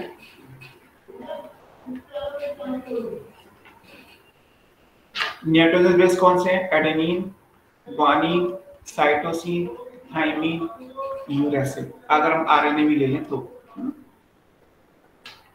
एडेनिन का न्यूक्लियोसाइड क्या बनेगा? न्यूक्लियोसाइड बनाने के लिए क्या चाहिए? बेस के साथ शुगर को ऐड करना। तो अगर आप एडेनिन का लिखोगे तो क्या बनेगा? एडेनिन के फिर 2 नाम आएंगे, एक तो डीऑक्सी के साथ और एक बिना उसके साथ। तो यहाँ पे बन जाएगा, एक आएगा एडेनोसिन या डीऑक्सी एडेनोसिन, SINE, SINE, ऊपर एन आएगा बेटा।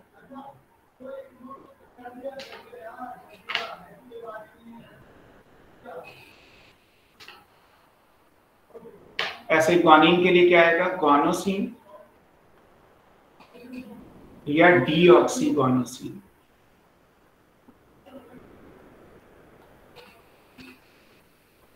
ऐसे आएगा ये साइटिडीन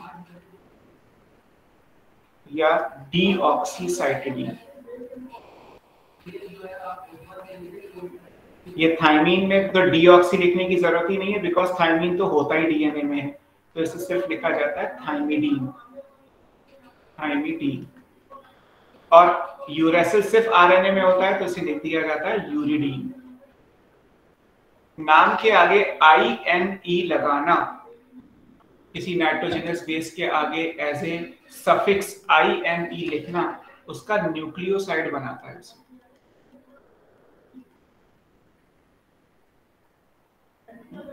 अब न्यूक्लियोटाइड के लिए क्या लिखा जाता है? YLIC, आइलिक एसिड लिखते हैं इसे।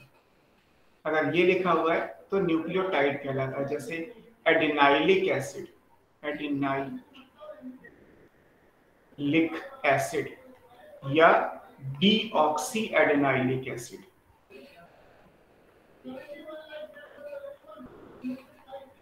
ऐसे ये गॉनिडाइलिक एसिड, गॉनिडाइलिक एसिड या डीऑक्सी गॉनिडाइलिक एसिड। ऐसे ही आएगा साइटिडाइलिक एसिड या डीऑक्सी साइटिडाइलिक एसिड।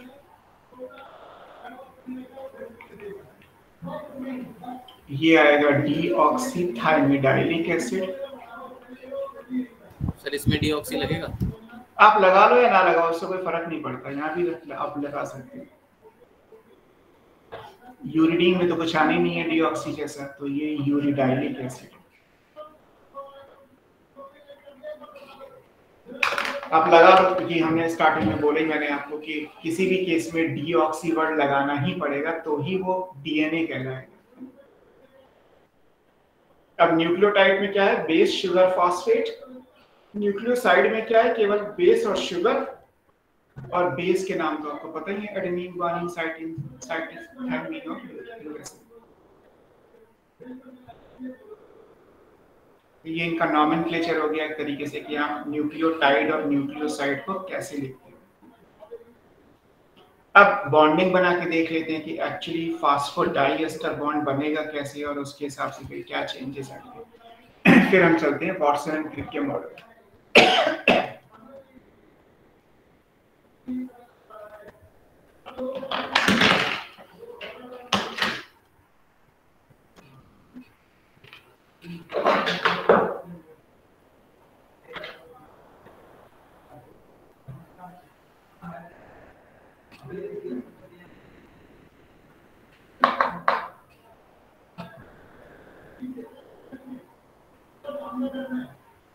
हो गया? अगली स्लाइड पे चलें। Yes sir. बॉन्डिंग्स को अगर आप देखोगे तो सबसे पहले कि लाइक ये एक बेस है, आप ऐसे इमेजिन कर लो कि हमने यहाँ से कोई नाइट्रोजनस बेस जोड़ा, कोई भी एडेनिन, गुआनिन, साइटोसिन, थायमिन, ये तो ये जो बॉन्ड बना, ये बॉन्ड क्या कहलाएगा? ये ग्लाइकोसिडिक बॉन्ड है। बेस और शुगर के बीच में जो बॉन्ड होता है वो ग्लाइकोसिडिक होता है। अब बाकी स्ट्रक्चर आप बनाओगे तो यहाँ पे क्या आएगा? अगर ये डीएनए है तो OH नहीं आएगा, सिर्फ H आएगा। फिलहाल मैं लिख देता हूँ, आप आरएनए मान के समझ लो। ये भी HOH है और यहाँ पे भी OH आएगा और ये CH2OH है। ये एक हो गया। ऐसे मान लीजिए इसके साथ में फॉस्फेट को जोड़ू, H3PO4 को मुझे जोड़ना है, तो H3PO4 को जोड़ोगे तो कैसे जुड़ेगा? ये पांचवा कार्बन है, यहाँ पे आप एक फॉस्फेट को जोड़ सकते हो। लाइक फॉस्फेट का स्ट्रक्चर क्या है? P double bond O, OH, OH, OH। तो यहाँ पे OH है, यहाँ पे OH है, आपको एक वाटर मॉलिक्यूल रिमूव करना है। अगर मान लीजिए हमने यहाँ से एक वाटर मॉलिक्यूल को रिमूव कर दिया ऐसे, तो ये स्ट्रक्चर क्या बनेगा? ये ऐसे दिखाई देगा, HO, P double bond O, OH, ये आ गया O, यहाँ से जुड़ा हुआ है H2C, और ये वो C है जो यहाँ पे OH, और यहाँ से आपका ये शुगर जुड़ा हुआ है, और यहाँ पे नाइट्रोजनस बेस ये सेम HOH, HOH ऐसे। तो अब जो ये बॉन्ड बना, ये आपका है फास्फोएस्टर बॉन्ड। ये है फास्फो एस्टर बॉन्ड, और यहाँ पे जो बना था आपने वो लिखा था ग्लाइकोसिडिक बॉन्ड। ये पूरा क्या बन गया स्ट्रक्चर? अब ये पूरा एक न्यूक्लियोटाइड है, क्योंकि इसके अंदर शुगर, फॉस्फेट और बेस तीनों चीजें प्रेजेंट है। तो एस्टर बॉन्ड बनाने के लिए आपने एक मॉलिक्यूल को रिमूव किया और उसके हिसाब से ये स्ट्रक्चर आ गया। ये तो एक न्यूक्लियोटाइड बन गया। अब जब आप दो न्यूक्लियोटाइड को जोड़ोगे तो डाई न्यूक्लियोटाइड बनेगा। ऐसे बहुत सारे न्यूक्लियोटाइड जोड़ेंगे तो एक पॉली न्यूक्लियोटाइड चेन बनेगी। वही एक लॉन्ग पॉलीमर, एक लॉन्ग पॉली डीऑक्सीराइबो न्यूक्लियोटाइड को डीएनए, या एक long polymer of poly ribo nucleotide को आरएनए बोलोगे। तो एक डीएनए या आरएनए को बनाने के लिए क्या करना पड़ेगा? फिर हमें डाई एस्टर बॉन्ड बनाना पड़ेगा। अब ये डाई एस्टर बॉन्ड कैसे बनेगा उसको देख लेते हैं। आगे बढ़ जाओ। यस इसको बनाओगे तो कनेक्ट करना। जब पीछे आपने वो राइबोस का बनाया ना, जैसे आप बस O लगाओगे तो उसमें आरएनए होगा, O नहीं लगाओगे तो डीएनए होगा।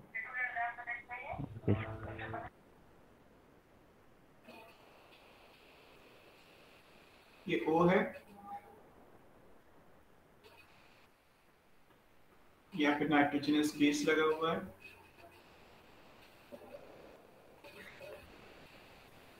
ये भी एक नाइट्रोजनस बेस है, यहाँ पे आएगा CH2OH, यहाँ पे आ रहा है HOH, यहाँ पे भी आ रहा है CH2OH, यहाँ पे भी आ रहा है HOH। अब यहाँ पे आपकी मर्जी है कि आप लगाएं ना लगाएं। अगर DNA है तो मैं नहीं लगा रहा, ये दो HH, यहाँ पे भी मान लेते हैं HH, यहाँ पे O नहीं है, तो ये DNA के दोनों हो गए। अब इन दोनों के बीच में क्या आएगा? इन दोनों के बीच में एक आएगा फास्फोरिक एसिड का molecule, P double bond O, OH, OH, OH। अब वाटर मॉलिक्यूल कैसे निकलेंगे? वाटर मॉलिक्यूल निकालने के लिए आपको चाहिए, यहाँ से ले लेते हैं, एक तो निकलेगा थर्ड कार्बन से ये,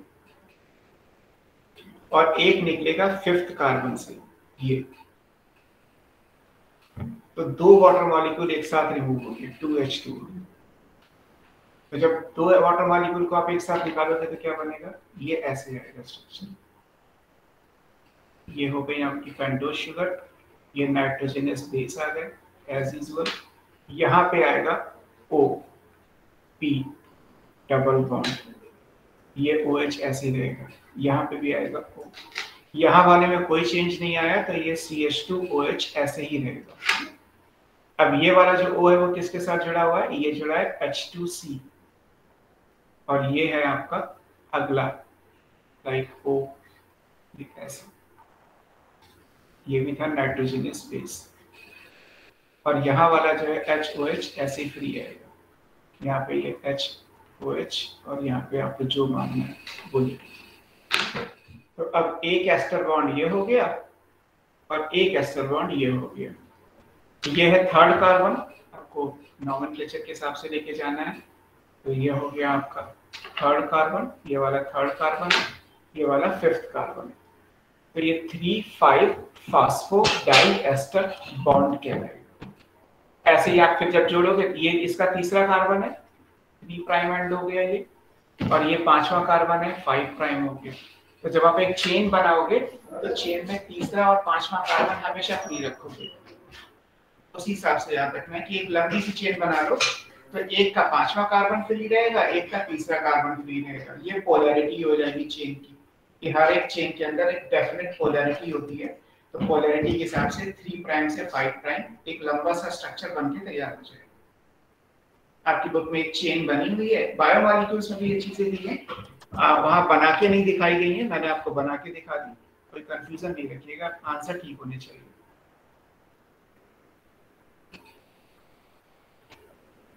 ठीक है,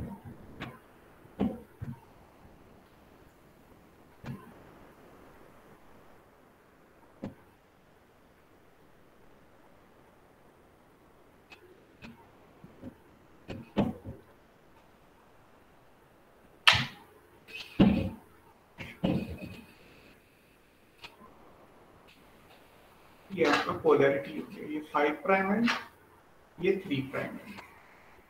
this is polarity of the chain.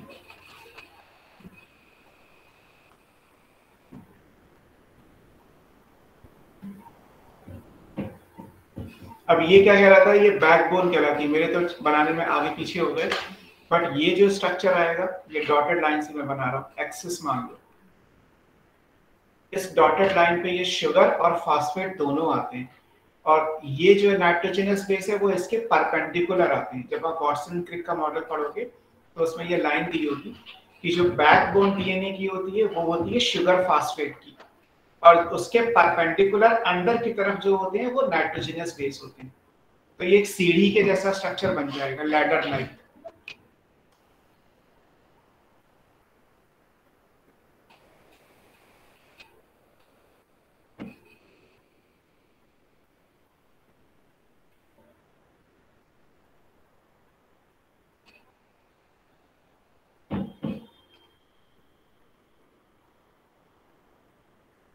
हो गया बेटा? अब इसको अगर चेन के जैसा बनाओगे तो बस ये आपको ध्यान रखना है, ये बार बार ऐसे ही पेंटोज शुगर,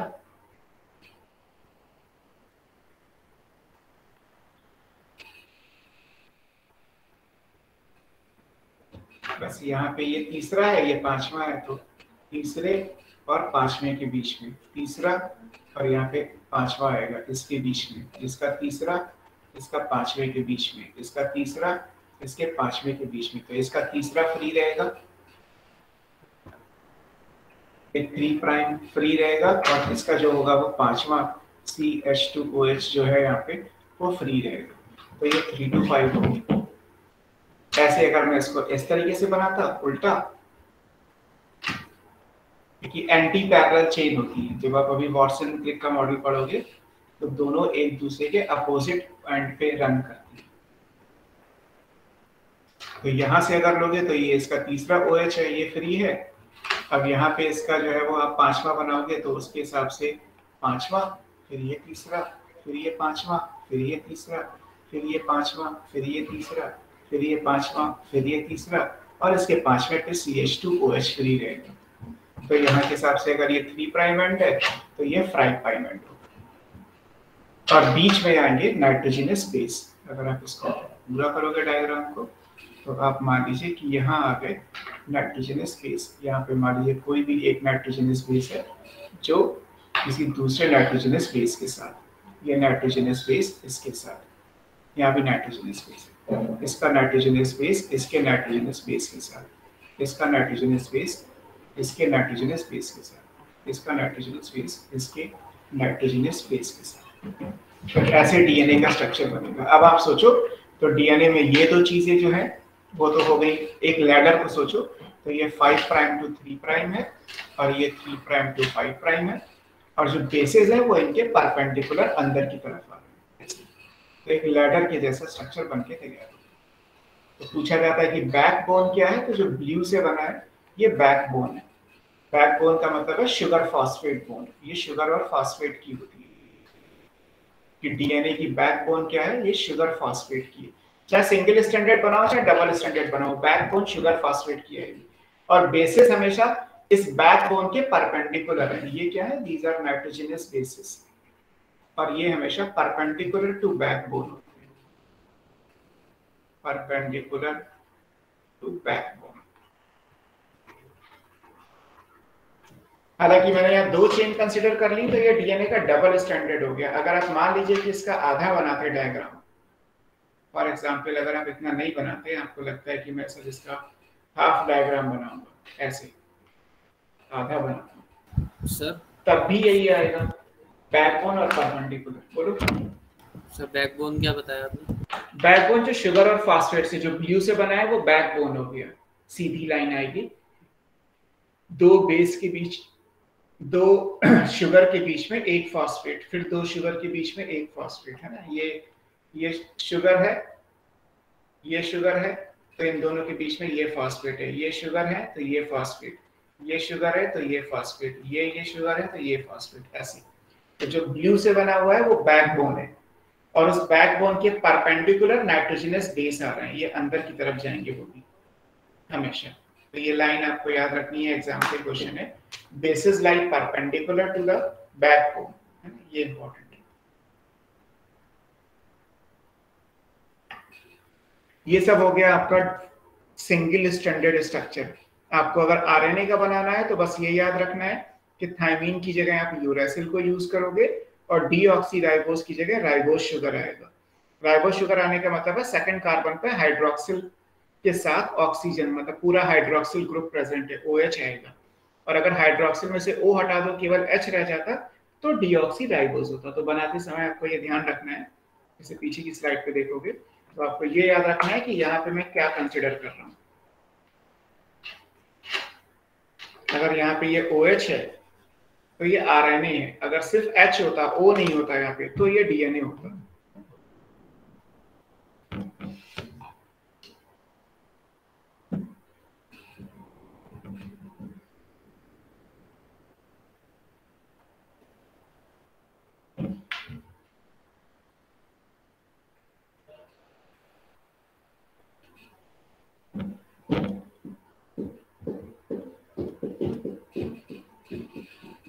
हो गया?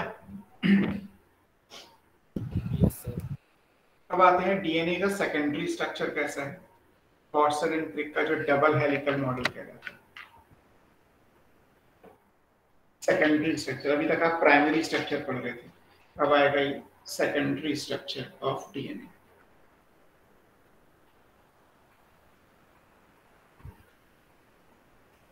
ये डीएनए का ही पढ़ेंगे, अब हम आरएनए बीच में नहीं पाएंगे भी, क्योंकि डीएनए नॉर्मली डबल स्ट्रैंडेड होता है, आरएनए नॉर्मली सिंगल स्ट्रैंडेड होता है। डबल स्ट्रैंडेड आरएनए बहुत रेयर मिलेगा, तो जब कभी आएगा तब देखेंगे। फिलहाल डीएनए का सेकेंडरी स्ट्रक्चर है, प्राइमरी स्ट्रक्चर दोनों के एग्जिस्ट करते हैं, तो प्राइमरी स्ट्रक्चर मैंने दोनों को एक साथ आपको कवर करके पढ़ा दिया। ये जो सेकेंडरी स्ट्रक्चर मॉडल है, इसी को आप बोलते हैं ये डबल हेलिक्स है। एक तो 2 चेन आएंगी और एक हेलिक्स आएगा, और इसी को वॉटसन एंड क्रिक ने दिया था, तो इसे आप वॉटसन एंड क्रिक के नाम पे वॉटसन एंड क्रिक मॉडल बोल सकते हो। डबल हेलिक्स को ऐसे मान के चलो कि जैसे ये मैंने सीढ़ी बनाई है ना, राइट साइड में एक सीढ़ी बनी है, लैडर, बस आपको ये लैडर लेके ना इसको स्प्रिंग के जैसे मोड़ देना है, इस लैडर का हेलिक्स बनाना है। आपको भी इस तरह सीढ़ी को कैसे मोड़ूंगा, लेकिन आपने कहीं मूवीज वगैरह में देखी हो तो स्पाइरल स्टेयरकेस आती है, मतलब आप मतलब बनी हुई देखते हो आप किसी बंगला में या कोठी में, बड़े बड़े जो घर हैं वहां पे बनी होती है। एक पोल होता है, एक एक्सिस होता है जिसके चारों तरफ सीढ़ी को ही घुमा दिया स्पाइरली, तो उसे स्पाइरल स्टेयरकेस कहते हैं, स्पाइरल सीढ़ी होती है। वैसा ही स्ट्रक्चर कुछ डीएनए का बन के आएगा, है सीढ़ी बट वो मोड़ दी गई है, तो उस हिसाब से याद रखिए।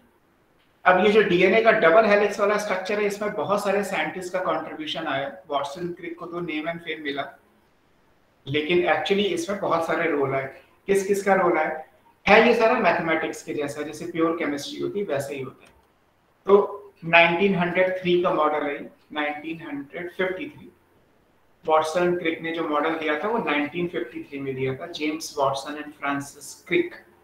इन्होंने सबसे पहले साइंटिस्ट कौन से हैं, वो है Maurice Wilkins and Rosalind Franklin. आप सरनेम भी याद रखोगे तो चलेगा, FRANK, फ्रैंक नहीं, रोजलैंड फ्रैंकलिन, LIN बताइए, फ्रैंकलिन, विल्किंस और Franklin, Maurice Wilkins and Rosalind Franklin के डेटा थे।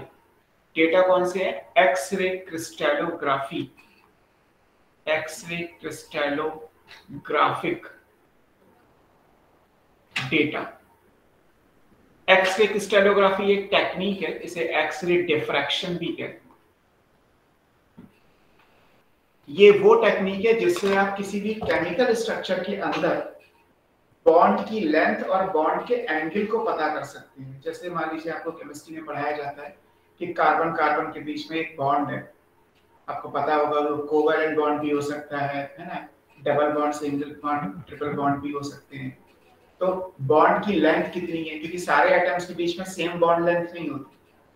इसी तरीके से कार्बन कार्बन के बीच में बॉन्ड लेंथ ज्यादा होगी, कार्बन हाइड्रोजन के बीच में बॉन्ड लेंथ कम होगी, हाइड्रोजन और ऑक्सीजन के बीच में जो बॉन्ड लेंथ है वो और कम होगी। तो अलग अलग एटम्स के बीच में अलग अलग बॉन्ड लेंथ होती है। और फिर एंगल भी होते हैं कि कार्बन से कार्बन कितने एंगल पे है, हाइड्रोजन से ऑक्सीजन कितने एंगल पे है, हाइड्रोजन से कार्बन कितने एंगल पे है।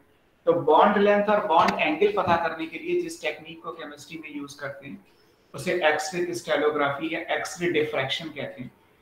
ये टेक्निक को यूज करके विल्किंस और फ्रैंकलिन ने already sugar, phosphate, nitrogenous base, इन सबके स्ट्रक्चर दे रखे थे। मतलब एक शुगर में कार्बन कार्बन के बीच में कितना लंबा बॉन्ड बनेगा और वो कितने डिग्री पे प्रेजेंट होगा, कितने एंगल पे होगा, ये सारा विल्किंस और फ्रैंकलिन ने कर दिया था। इस डेटा को यूज करके वॉटसन एंड क्रिक ने अपना मॉडल दिया। डेटा इनका था, विद ड्यू परमिशन, इनकी परमिशन लेके उन्होंने जो है वो अपना यूज किया। वॉटसन एंड क्रिक ने इस डेटा को यूज किया, एक्सरे क्रिस्टलोग्राफिक डेटा को यूज किया और फिर अपना मॉडल बनाया। तो फिर आया नाम James Watson and Francis Crick का। He used एक्सरे डिफ्रैक्शन या क्रिस्टलोग्राफी डेटा। डेटा किसका था, डेटा इनका था, है ना। इनके डेटा को यूज करके इन्होंने कैसे, यूजिंग बॉल एंड स्टिक्स। पता कैसे चलेगा, तो उन्होंने क्या किया कि अलग अलग बॉन्ड लेंथ है। अगर आप देखो एटम के हिसाब से कि डीएनए में कितने एटम्स आएंगे, तो carbon, hydrogen, oxygen, nitrogen, phosphorus, 5 atom आएंगे केवल। आप पूरा ये स्ट्रक्चर देख लो पीछे से, अगर ये तो पूरा मैंने बना रखा है ना, ये पूरा बना हुआ है। इसमें अगर आप देखोगे तो कौन कौन से एटम आ रहा है, सी आ रहा है, एच आ रहा है, ओ आ रहा है, पी यानी फास्फोरस आ रहा है, और नाइट्रोजन नाइट्रोजनस बेस में आ जाएगा, एन लिखा हुआ है। 5 एटम आएंगे, तो 5 अलग अलग कलर की बॉल ले लो। और आपको पता है कि O और H, ये जो हाइड्रोक्सिल वाला OH होता है, इसकी बॉन्ड लेंथ बहुत कम आएगी। C और C के बीच में बॉन्ड लेंथ कम आएगी, C और O के बीच में बॉन्ड लेंथ ज्यादा आएगी। N और C के बीच में कितनी आएगी, यहाँ पे P और डबल बॉन्ड O के बीच में 2 बॉन्ड आएंगे, तो 2 स्टिक लगा दी जाएंगी, सेम लेंथ की लगा दी जाएंगी। तो अलग अलग लेंथ की स्टिक्स ले ली और 5 कलर की बॉल ले ली, और फिर उनको जैसा डेटा दिया था मॉरिस, विल्किंसन, रोजलिंड, फ्रैंकलिन ने, उसके हिसाब से वो उसको जोड़ते गए, तो अपने आप वो स्प्रिंग के जैसा घूमता चला गया।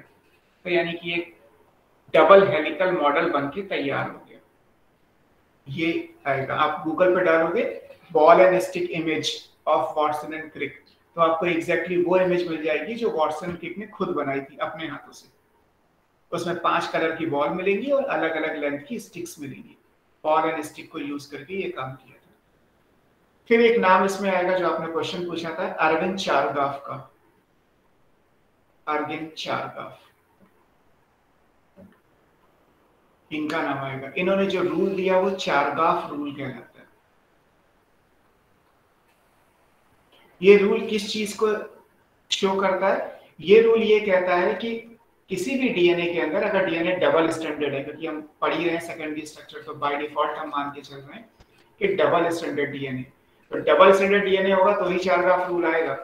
आपसे कह दिया जाए कि इनमें से किस ऑर्गेनिज्म पे चारगाफ रूल अप्लाई नहीं होता, तो उसका आंसर क्या आएगा? वो ऑर्गेनिज्म जिसमें सिंगल स्टैंडर्ड डीएनए होगा, जैसे 5x174, उस पर चारगाफ रूल नहीं आएगा। लेकिन लैम्डा बैक्टीरियोफेज है, टी बैक्टीरियोफेज है, ई कोलाई है, ह्यूमन है, प्लांट है, फंगी है, सब पे चारगाफ रूल अप्लाई होगा। जहां जहां डबल स्टैंडर्ड डीएनए है वहां चारगाफ रूल अप्लाई करोगे। और चारगाफ रूल कहता क्या है? रूल ये कहता है कि किसी भी डीएनए, किसी भी डबल स्टैंडर्ड डीएनए के अंदर जो अमाउंट ऑफ प्यूरिन है, amount of purine is equal to amount of pyrimidine.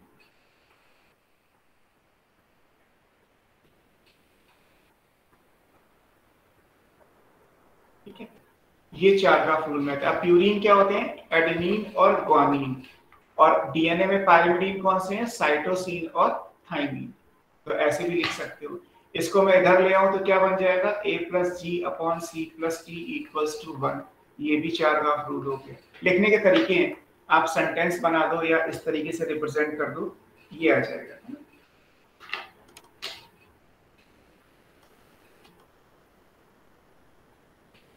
Sir last slide दिखा दें।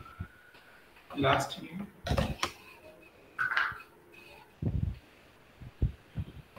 इसमें एक्स-रे डिफ्रैक्शन एक बार भी बता दें। फिजिक्स में डिफ्रैक्शन पढ़ा है? जब किसी मॉलिक्यूल के ऊपर आप एक लाइट डालते हैं, लाइट में यहाँ पे एक्सरे पड़ेगा, तो जब आप एक्सरे डालोगे तो उसमें होगा क्या कि अलग अलग डेंसिटी या अलग अलग एटम के साइज के हिसाब से जो एक्सरे वो डिफ्रैक्ट कर जाती है, मतलब अलग अलग जगह जाके एक बैकग्राउंड पे जाके इमेज बनाती है। उस इमेज से हम कैलकुलेट करते हैं, पूरा आपको सारा कुछ कंप्यूटराइज आता है। एक कैलकुलेशन की जाती है जिससे ये पता चल जाता है कि कोई भी एटम अपने दूसरे एटम से कितनी दूरी पे है, कितने एंगल पे है, उनके बीच में अगर बॉन्ड है, कोई भी सिंगल बॉन्ड है, डबल बॉन्ड है, ट्रिपल बॉन्ड है, इलेक्ट्रोस्टैट है, कोऑर्डिनेट है, वैन डर वाल है, हाइड्रोफोबिक है, हाइड्रोजन बॉन्ड है, तो नेचर ऑफ बॉन्ड पता चल जाएगा, डिस्टेंस बिटवीन टू एटम्स पता चल जाएगा, और ये भी पता चल जाएगा कि एंगल बिटवीन टू एटम्स क्या है, क्योंकि जब आप रेज डालोगे तो रेज उसी हिसाब से डिफ्रैक्ट होती चली जाती है। उसी को एक्सरे डिफ्रैक्शन या एक्सरे क्रिस्टलोग्राफी कहते हैं। केमिस्ट्री में आपको जो भी कोऑर्डिनेट ज्योमेट्री पढ़ाई जाती है ना, वो पूरी इस तरीके से बेस्ड है कि आप मीथेन का स्ट्रक्चर बनाओगे तो टेट्राहेड्रल आएगा, NaCl का लैटिस बनाते हो तो क्यूबॉइडल निकल के आता है, और भी आपने बहुत सारी ज्योमेट्री पढ़ी होंगी, आइकोसाहेड्रल भी आता है, पॉलीहेड्रल भी आता है, और भी डिफरेंट टाइप के कोऑर्डिनेट कॉम्प्लेक्स आपको पढ़ाए गए होंगे, तो वो सारी ज्योमेट्री पता करने का जो तरीका है वो एक्स-रे क्रिस्टलोग्राफी कहते हैं। तो सर विल्किंस Okay. और फ्रैंकलिन को क्यों नहीं मिला फिर उसका? उन्होंने उस चीज को सोचे नहीं। विल्किंस एंड फ्रैंकलिन तो उन्होंने पहले ये काम किया, विल्किंस एंड फ्रैंकलिन ने, और वो अपना पेपर प्रेजेंट कर रहे थे उस टाइम पे, जैसे मेंडल का मैंने समझाया था आपको कि एक कॉन्फ्रेंस में जाके पेपर प्रेजेंट कर रहे थे कि देखो हमने एक्स-रे क्रिस्टलोग्राफी को यूज करके ये पता किया कि शुगर में कार्बन कार्बन के बीच में बॉन्ड कितना है, बेस के अंदर कितनी लेंथ आती है, ये सब पता किया। उसी कॉन्फ्रेंस में Watson and Crick as a listener, मतलब आप कह लीजिए कि उससे अगली जनरेशन जूनियर साइंटिस्ट के तरीके से बैठ के उसको सुन रहे थे। उनके माइंड में कुछ और चल रहा था। विल्किंस एंड फ्रैंकलिन का काम तो केमिस्ट्री का है, उसका बायोलॉजी से कोई मतलब ही नहीं है। वो तो एक एक चीज को उन्होंने पता किया। उन्होंने तो फास्फोरिक एसिड का अलग दिया स्ट्रक्चर, राइबोज शुगर का अलग दिया, पांचों नाइट्रोजनस बेस का अलग अलग दिया। उन्होंने देखा ही नहीं कि, या उन्होंने इस चीज को जरूरी नहीं समझा कि भाई इन सबको जोड़ के न्यूक्लिक एसिड बनता है तो हम पूरा न्यूक्लिक एसिड ही क्यों ना बना लें। साइंटिस्ट है, मर्जी होती है, अपना अपना एक्सपर्टाइज होता है। कोई केमिस्ट्री में रहना चाहता है, कोई फिजिक्स में रहना चाहता है, कोई बायो में रहना चाहता है, और कोई ऐसा भी होता है जो फिजिक्स का है लेकिन बायो में चला जाएगा, इंटरेस्ट है। और इवन सबसे सरप्राइजिंग चीज ये कि रोजलिंड फ्रैंकलिन लेडी थी, बहुत यंग लेडी थी। जब नोबेल प्राइज अनाउंस हुआ वॉटसन एंड क्रिक को, तो उस टाइम पे रोजलिंड फ्रैंकलिन की डेथ हो चुकी थी, वरना वो भी नोबेल लॉरेट होती। किसी डेड पर्सन को नोबेल प्राइज नहीं दिया जाता। तो नोबेल प्राइज जो शेयर हुआ वो विल्किंस, वॉटसन एंड क्रिक के बीच में शेयर हुआ। डेटा विल्किंस का था, उसको यूज करके मॉडल बनाने का काम वॉटसन एंड क्रिक ने किया। फ्रैंकलिन होती तो यंगेस्ट नोबेल लॉरेट का टैग होता, जो अभी तक क्यूरी की बेटी के पास है। क्या नाम है उनका, पता नहीं, मैडम क्यूरी की बेटी भी है ना जिन्होंने क्यूरी टेम्परेचर दिया था। माँ और बेटी दोनों नोबेल लॉरेट है। तो अभी तक यंगेस्ट लेडी जिन्हें नोबेल प्राइज मिला है वो है। अगर रोजलिंड फ्रैंकलिन होती तो उनको मिलता। मुझे ठीक से याद नहीं है, शायद ये 28-29 साल की थी उस टाइम पे जब उन्होंने इतना बड़ा काम कर दिया। तो ये तो खैर अलग अलग चीजें हैं। सो ये 3 साइंटिस्ट और उनके कंट्रीब्यूशन याद रखने हैं। इसके बाद इस मॉडल को यूज करके जब आप मॉडल को ड्रॉ करेंगे तो कुछ ऐसा दिखाई देगा। मैं आपको ड्रॉ करके दिखा देता हूँ। ये याद रखिएगा, चारगाफ रूल ये कहलाता है ना, एडेनिन थायमिन का अमाउंट ग्वानिन साइटोसिन के बराबर होगा। अगर इसको ऐसे लिख दिया जाए A+T/G+C इक्वल्स टू 1, तो ये चारगाफ रूल नहीं है। एक क्वेश्चन मिलेगा जिसमें ये A, B, C, D option दिए हैं, पूछा गया कि इनमें से कौन सा चारगाफ रूल नहीं है, तो डी आंसर आएगा। This is not चारगाफ rule. चारगाफ rule में A के साथ T नहीं जुड़ेगा, A के साथ G जुड़ेगा। प्यूरीन का अमाउंट पायरिमिडीन के अमाउंट के बराबर होगा। तो ऊपर के 3 स्टेटमेंट ठीक है, नीचे का गलत है। सर वो सी ऑप्शन को रेसिप्रोकल कर देंगे तो वो तो चारगाफ रूल होगा। हाँ तो वो तो हो जाएगा। सी ऑप्शन में क्या करोगे, सी यू टी को 1 से मल्टीप्लाई करके यही तो आएगा। इसको ऐसे कर लो, उसमें कोई दिक्कत नहीं है। C+T/A+G=1, हाँ उससे कोई फर्क नहीं पड़ता, वो तो एक ही बात है। इसमें तो मतलब होता क्या है कि जब बायो में ऐसी चीजें आती है ना तो दिमाग घूम जाता है। मतलब मैं केवल स्टूडेंट की अप्रोच बता रहा हूँ, ऐसा नहीं है कि कोई बहुत बड़ी चीज है। इसको अगर आप फिजिक्स केमिस्ट्री में पढ़ो तो आपके लिए बाएं हाथ का खेल है। मैथमेटिक्स का बंदा से तो रोजमर्रा की चीज है कि 1 को इधर लिख दिया, उसको उधर लिए गए, लेफ्ट साइड में राइट साइड में। बायो में लिख के आता है तो सोचना पड़ता है कि हमें तो स्टेटमेंट पढ़ाया गया था, ये क्या लिख दिया। देखिए स्टेटमेंट तो सब जगह लिखा होता है, amount of purine equal to amount of pyrimidine, या amount of adenine and thymine equals to amount of cytosine and adenine and guanine equals to amount of cytosine and thymine. तो एक लिखने का तरीका, रिप्रेजेंटेशन है। अब आप इसको डबल हेलिकल स्ट्रक्चर को ड्रॉ करोगे तो कोशिश करके देख लेते हैं, बाकी आपको सेंटेंस तो पढ़ना ही है। जब वॉटसन क्रिक का टाइम था तो उस टाइम पे चीजें नैनोमीटर में नहीं हुआ करती थी, एंगस्ट्रॉम में हुआ करती थी। तो इसलिए आपको पुरानी बुक में जो डेटा दिया होगा वो एंगस्ट्रॉम में दिया होगा। बाकी यूनिट एंड मेजरमेंट के हिसाब से आप 10 से मल्टीप्लाई डिवाइड करके इंटर कन्वर्ट कर सकते हो। नैनोमीटर में आजकल यूज होता है, उस टाइम पे एंगस्ट्रॉम चलता था। अब सबसे इंपॉर्टेंट क्या है कि डबल हेलिकल स्ट्रक्चर है तो यहाँ पे 2 स्ट्रैंड चाहिए, तो ये एक स्ट्रैंड है।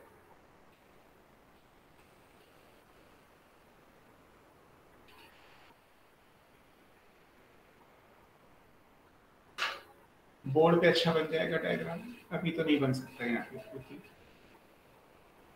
हाईलाइट से तो ये देखो दाएं बाएं भाग रहा है।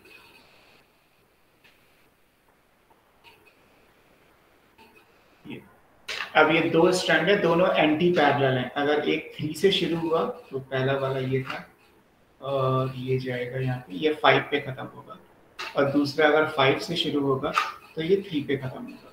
तो पहली चीज ये कि दोनों चेन एक दूसरे के अपोजिट रन कर रही है, 3 to 5, 5 to 3, एंटी पैरेलल होनी चाहिए, दो poly deoxy ribo nucleotide chain. ये जो मैंने डायमीटर लिया है, ये हेलिक्स का डायमीटर कहलाता है, ये 20 एंगस्ट्रॉम या आज के हिसाब से कहा जाएगा तो 2 नैनोमीटर का है। दिस इज कॉल्ड, कहाँ लिखूं, यहाँ लिख देता हूँ, ये रेड, ये जो लिया गया है ये क्या है, ये है डायमीटर ऑफ हेलिक्स। हेलिक्स का डायमीटर कितना है, तो हेलिक्स का डायमीटर 20 एंगस्ट्रॉम या चेंज करोगे तो 2 नैनोमीटर। दोनों याद रखिएगा, बुक्स में दोनों हो, मतलब एनसीईआरटी में तो नैनोमीटर ही दिया है, क्वेश्चन में आपको एंगस्ट्रॉम भी मिल सकता है। वॉटसन एंड क्रिक के टाइम पे एंगस्ट्रॉम ही चलता था, तब नैनोमीटर का कंसेप्ट नहीं। ये एक एक्सिस है जिसके चारों तरफ स्प्रिंग कॉइल कर रही है, ये हेलिक्स का एक्सिस हो गया।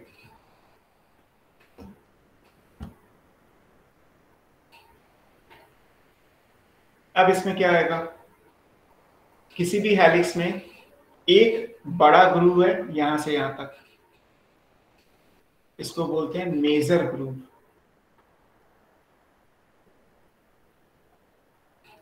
और एक छोटा सा डिप्रेशन आ रहा है इस साइड में, ये कहलाता है माइनर ग्रूव।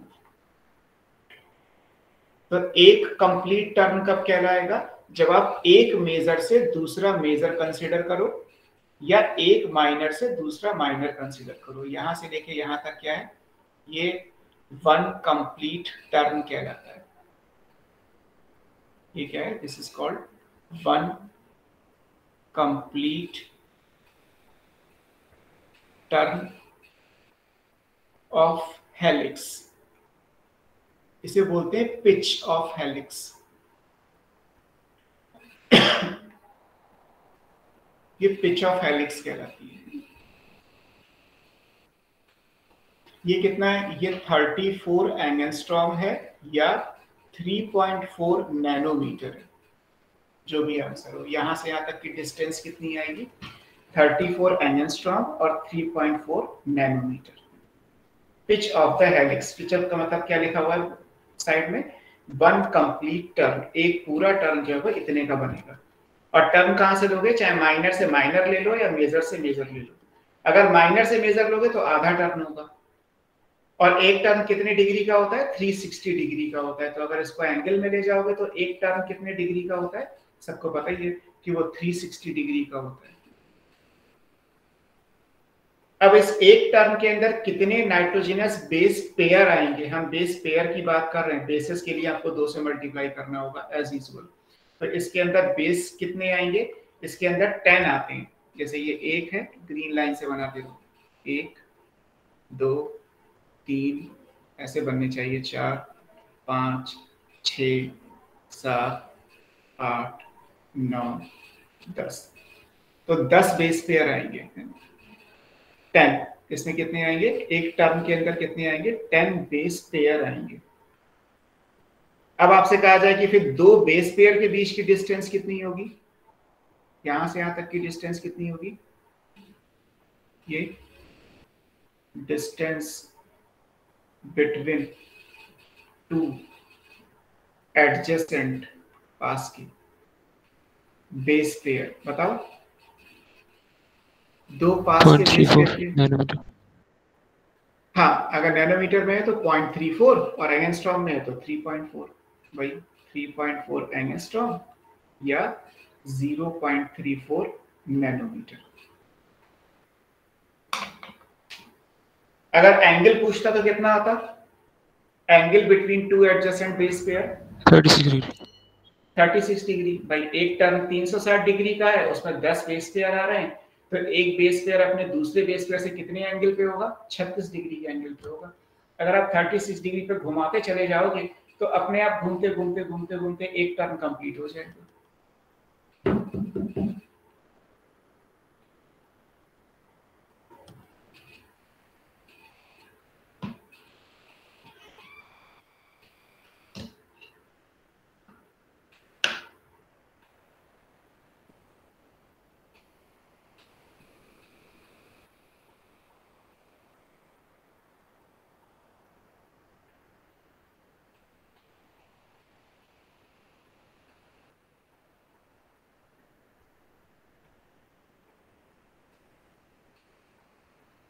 हो गया?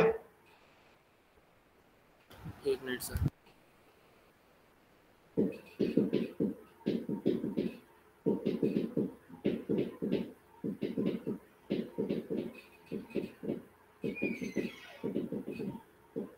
इसका डायग्राम मेरा हैंड ड्राइंग वाला होगा, मैं आपको देखता हूँ तो ग्रुप में डाल दूंगा और क्लियर इमेज आपको दिख जाएगी। पास आउट वाले बैच का होगा, पिछले साल का होगा, तो देखना। वैसे तो कुछ है नहीं ऐसा डायग्राम में, जितना यहाँ लिखा है इतना ही लिखा होगा, उसके आगे तो आप सेंटेंस भी लिखोगे, इसमें तो चीजें और ज्यादा दिखाई नहीं देंगी।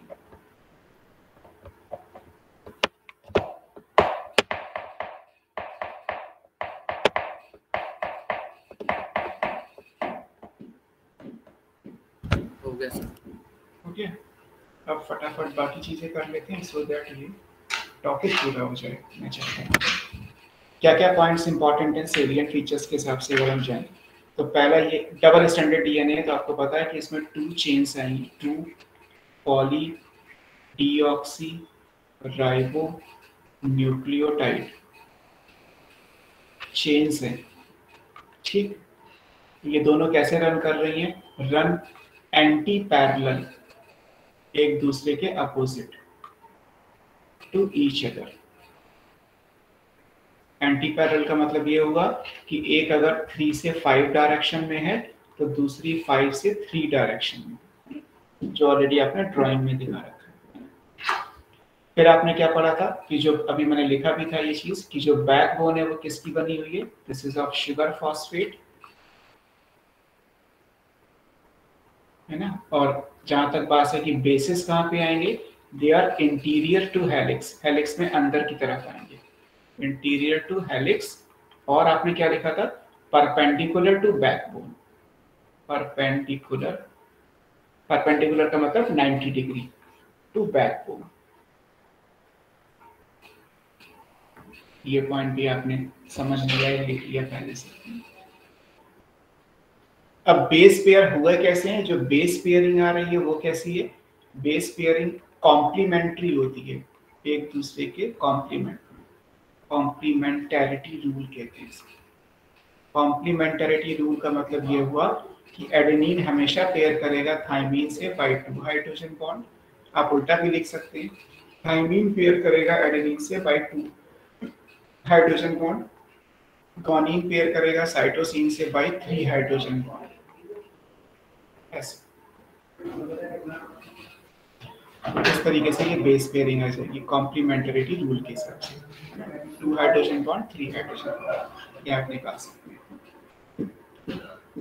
अब जितने एडेनिन होंगे उतने ही थाइमीन होंगे, चारगाफ रूल। जितने गुआनिन होंगे उसके सामने उतने ही साइटोसिन आ सकते हैं। तो अगर आपको किसी भी एक का अमाउंट पता है तो आप सबका नंबर निकाल सकते हो। अगर आपसे कहा जाए कि डीएनए में एडेनिन के 20 मॉलिक्यूल हैं तो साइटोसिन के कितने होंगे? जल्दी बताओ। एक डीएनए के स्ट्रैंड में एडेनिन के 20 मॉलिक्यूल हैं तो साइटोसिन के कितने होंगे?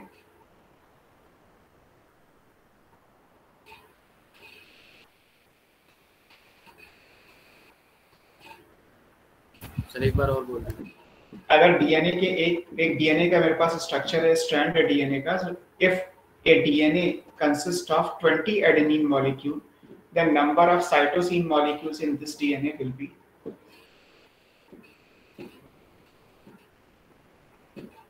DNA में 20 एडेनिन है तो साइटोसिन कितने होंगे? 20 20 या 30? 20 होगा सर। 30 भाई 20 एडेनिन है तो 20 ही थाइमीन होंगे, क्योंकि कम नहीं हो सकते ना ज्यादा हो सकते हैं। एडेनिन हमेशा थाइमीन से ही पेयर करेगा। तो अगर 20 एडेनिन के मॉलिक्यूल हैं तो 20 ही थाइमीन के हो सकते हैं। तो अगर 40 मॉलिक्यूल हो गए तो 60 बचे रह गए। परसेंटेज वाइज अगर कहा जाए 20% एडेनिन है तो साइटोसिन कितने परसेंट आएगा? तो अब 60% बचा रह गया। 60% में जितना साइटोसिन है उतना ग्वानिन भी देना होगा, यानी 50-50 कर लो। तो 30% ग्वानिन, 30% साइटोसिन, 20% एडेनिन, 20% थाइमिन। ऐसे करके आप कॉम्प्लीमेंट्री रूल के हिसाब से परसेंटेज निकाल सकते हो।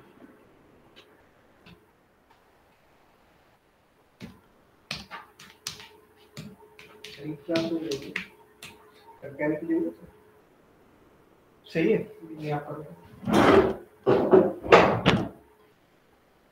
क्लियर? निकाल लेंगे ना, ये परसेंटेज निकालना सीधा है, कॉम्प्लीमेंट्री रूल के हिसाब से निकालनी है। तो ये याद रखना है। और ये जो डॉटेड ये जो लाइंस बनी है हाइड्रोजन बॉन्ड है। तो डीएनए पूछा जाता है कि डीएनए का जो स्ट्रक्चर है वो स्टेबिलिटी किस वजह से है? डीएनए का जो आप डबल स्ट्रक्चर बना रहे हो, डबल स्ट्रैंडेड, इसकी स्टेबिलिटी का कॉज क्या है? ये हाइड्रोजन बॉन्ड नहीं है। This provide stability to helix. Helix बनाने का रीजन क्या है? हाइड्रोजन बॉन्ड है। हाइड्रोजन बॉन्ड केमिस्ट्री के हिसाब से कि भाई एक ऑक्सीजन और एक हाइड्रोजन एक सर्टेन डिस्टेंस पे पास पास आएंगे तो एक वीक फोर्स डेवलप हो जाएगा। अब वो पास पास क्यों आ रहे हैं? क्योंकि हर जगह पे बॉन्ड एंगल और बॉन्ड लेंथ फिक्स है, जो एक्स-रे क्रिस्टलोग्राफी ने दिया। तो जैसे ही मान लीजिए एडेनिन के सामने कोई एडेनिन का कोई ऑक्सीजन है, उसके सामने थाइमिन का कोई हाइड्रोजन आया और दोनों की डिस्टेंस एक बराबर हो गई, एक सर्टेन मिनिमम डिस्टेंस हो गई, तो उनके बीच में एक weak force hydrogen bond develop हो गया। इसी हाइड्रोजन बॉन्डिंग की वजह से ही हेलिक्स का स्ट्रक्चर स्टेबल रहता है, वरना हेलिक्स तो ना रहेगा, वरना तो टूट के सीधे दो चेन आपके हाथ में आ जाएंगी। अब नेक्स्ट पॉइंट क्या है? ये दोनों चेन जो है वो राइट हैंडेड होती हैं। मतलब आप जब कॉइलिंग करेंगे लैडर पे, जब आप घुमाएंगे हेलिक्स को तो क्लॉकवाइज घुमाना है, एंटी क्लॉकवाइज नहीं। तो यहाँ पे ये भी याद रखना है कि जो टू चेन्स हैं they are coiled in right-handed manner clockwise। एक ये पॉइंट याद रखिए, ये जो डीएनए है वो राइट हैंडेड हेलिक्स कहलाएगा। तो राइट हैंडेड हेलिक्स का मतलब क्लॉकवाइज कॉइलिंग हो रही है। बाकी मैंने डायग्राम में लिख दिया कि एक कंप्लीट टर्न जब कॉइल होगा तो कितना आएगा? 360 डिग्री का आएगा। उसकी डिस्टेंस आएगी 3.4 नैनोमीटर, उसमें 10 बेस पेयर आएंगे। अकॉर्डिंगली दो बेस पेयर के बीच की डिस्टेंस 0.34 नैनोमीटर हो गई और angle between two base pair 36 degree का हो गया। ये पांचों बातें आप डायग्राम में आराम से देख सकते हैं, नहीं तो नोट्स में लिखी होंगी।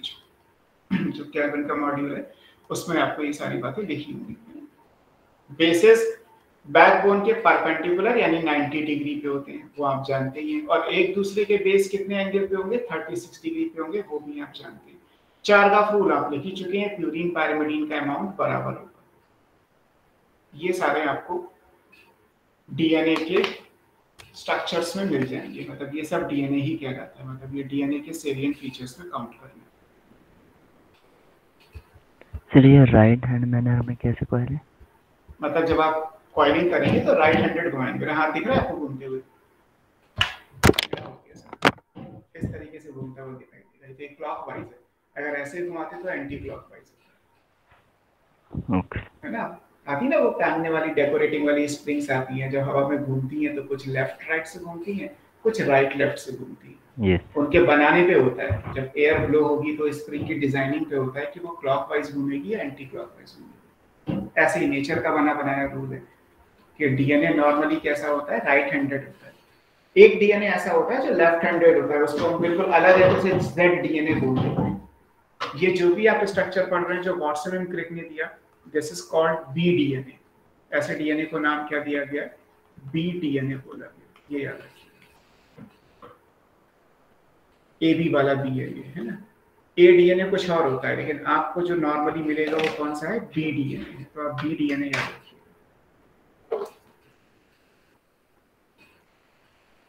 ठीक है, अगली क्लास में हम पढ़ेंगे कि डीएनए पैकेज होके क्रोमोसोम कैसे बनाता है, और फिर उसके बाद पढ़ेंगे कि डीएनए जेनेटिक मटेरियल क्यों है, आरएनए क्यों नहीं है। ये बाकी की चीजें भी देखेंगे। तब तक के लिए आप इतना याद कर लीजिए। सर ये डबल हेलिक्स आरएनए में नहीं होगा ना? आरएनए में होता है, बट किस केस में आएगा हम बाद में देखेंगे इसको। अभी मैंने आपको डीएनए का ही पढ़ाया है, और आरएनए में जब आएगा भी तब ऐसा नहीं आएगा स्ट्रक्चर, जो गॉडसन एंड क्रिक ने बोला। ओके। और वो सब आप पढ़ोगे कि क्यों ऐसा नहीं आएगा, वो भी आपको पढ़ाया जाएगा, और कब आएगा, किसमें आएगा, वो सब भी आप पढ़ोगे। वो चैप्टर के बहुत बाद में आएगा, 4-5 क्लास के बाद, तो अभी से याद रखने की कोई जरूरत नहीं, फिर वो कंफ्यूजन रहेगा। प्राइमरी स्ट्रक्चर आप दोनों पे कॉपी कर सकते हो, सेकेंडरी स्ट्रक्चर हमने जो पढ़ा है वो केवल डीएनए के लिए।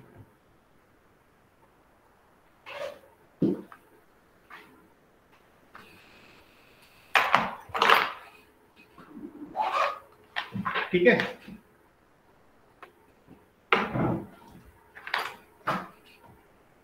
ऑफ कर दे। Good night sir. Good night.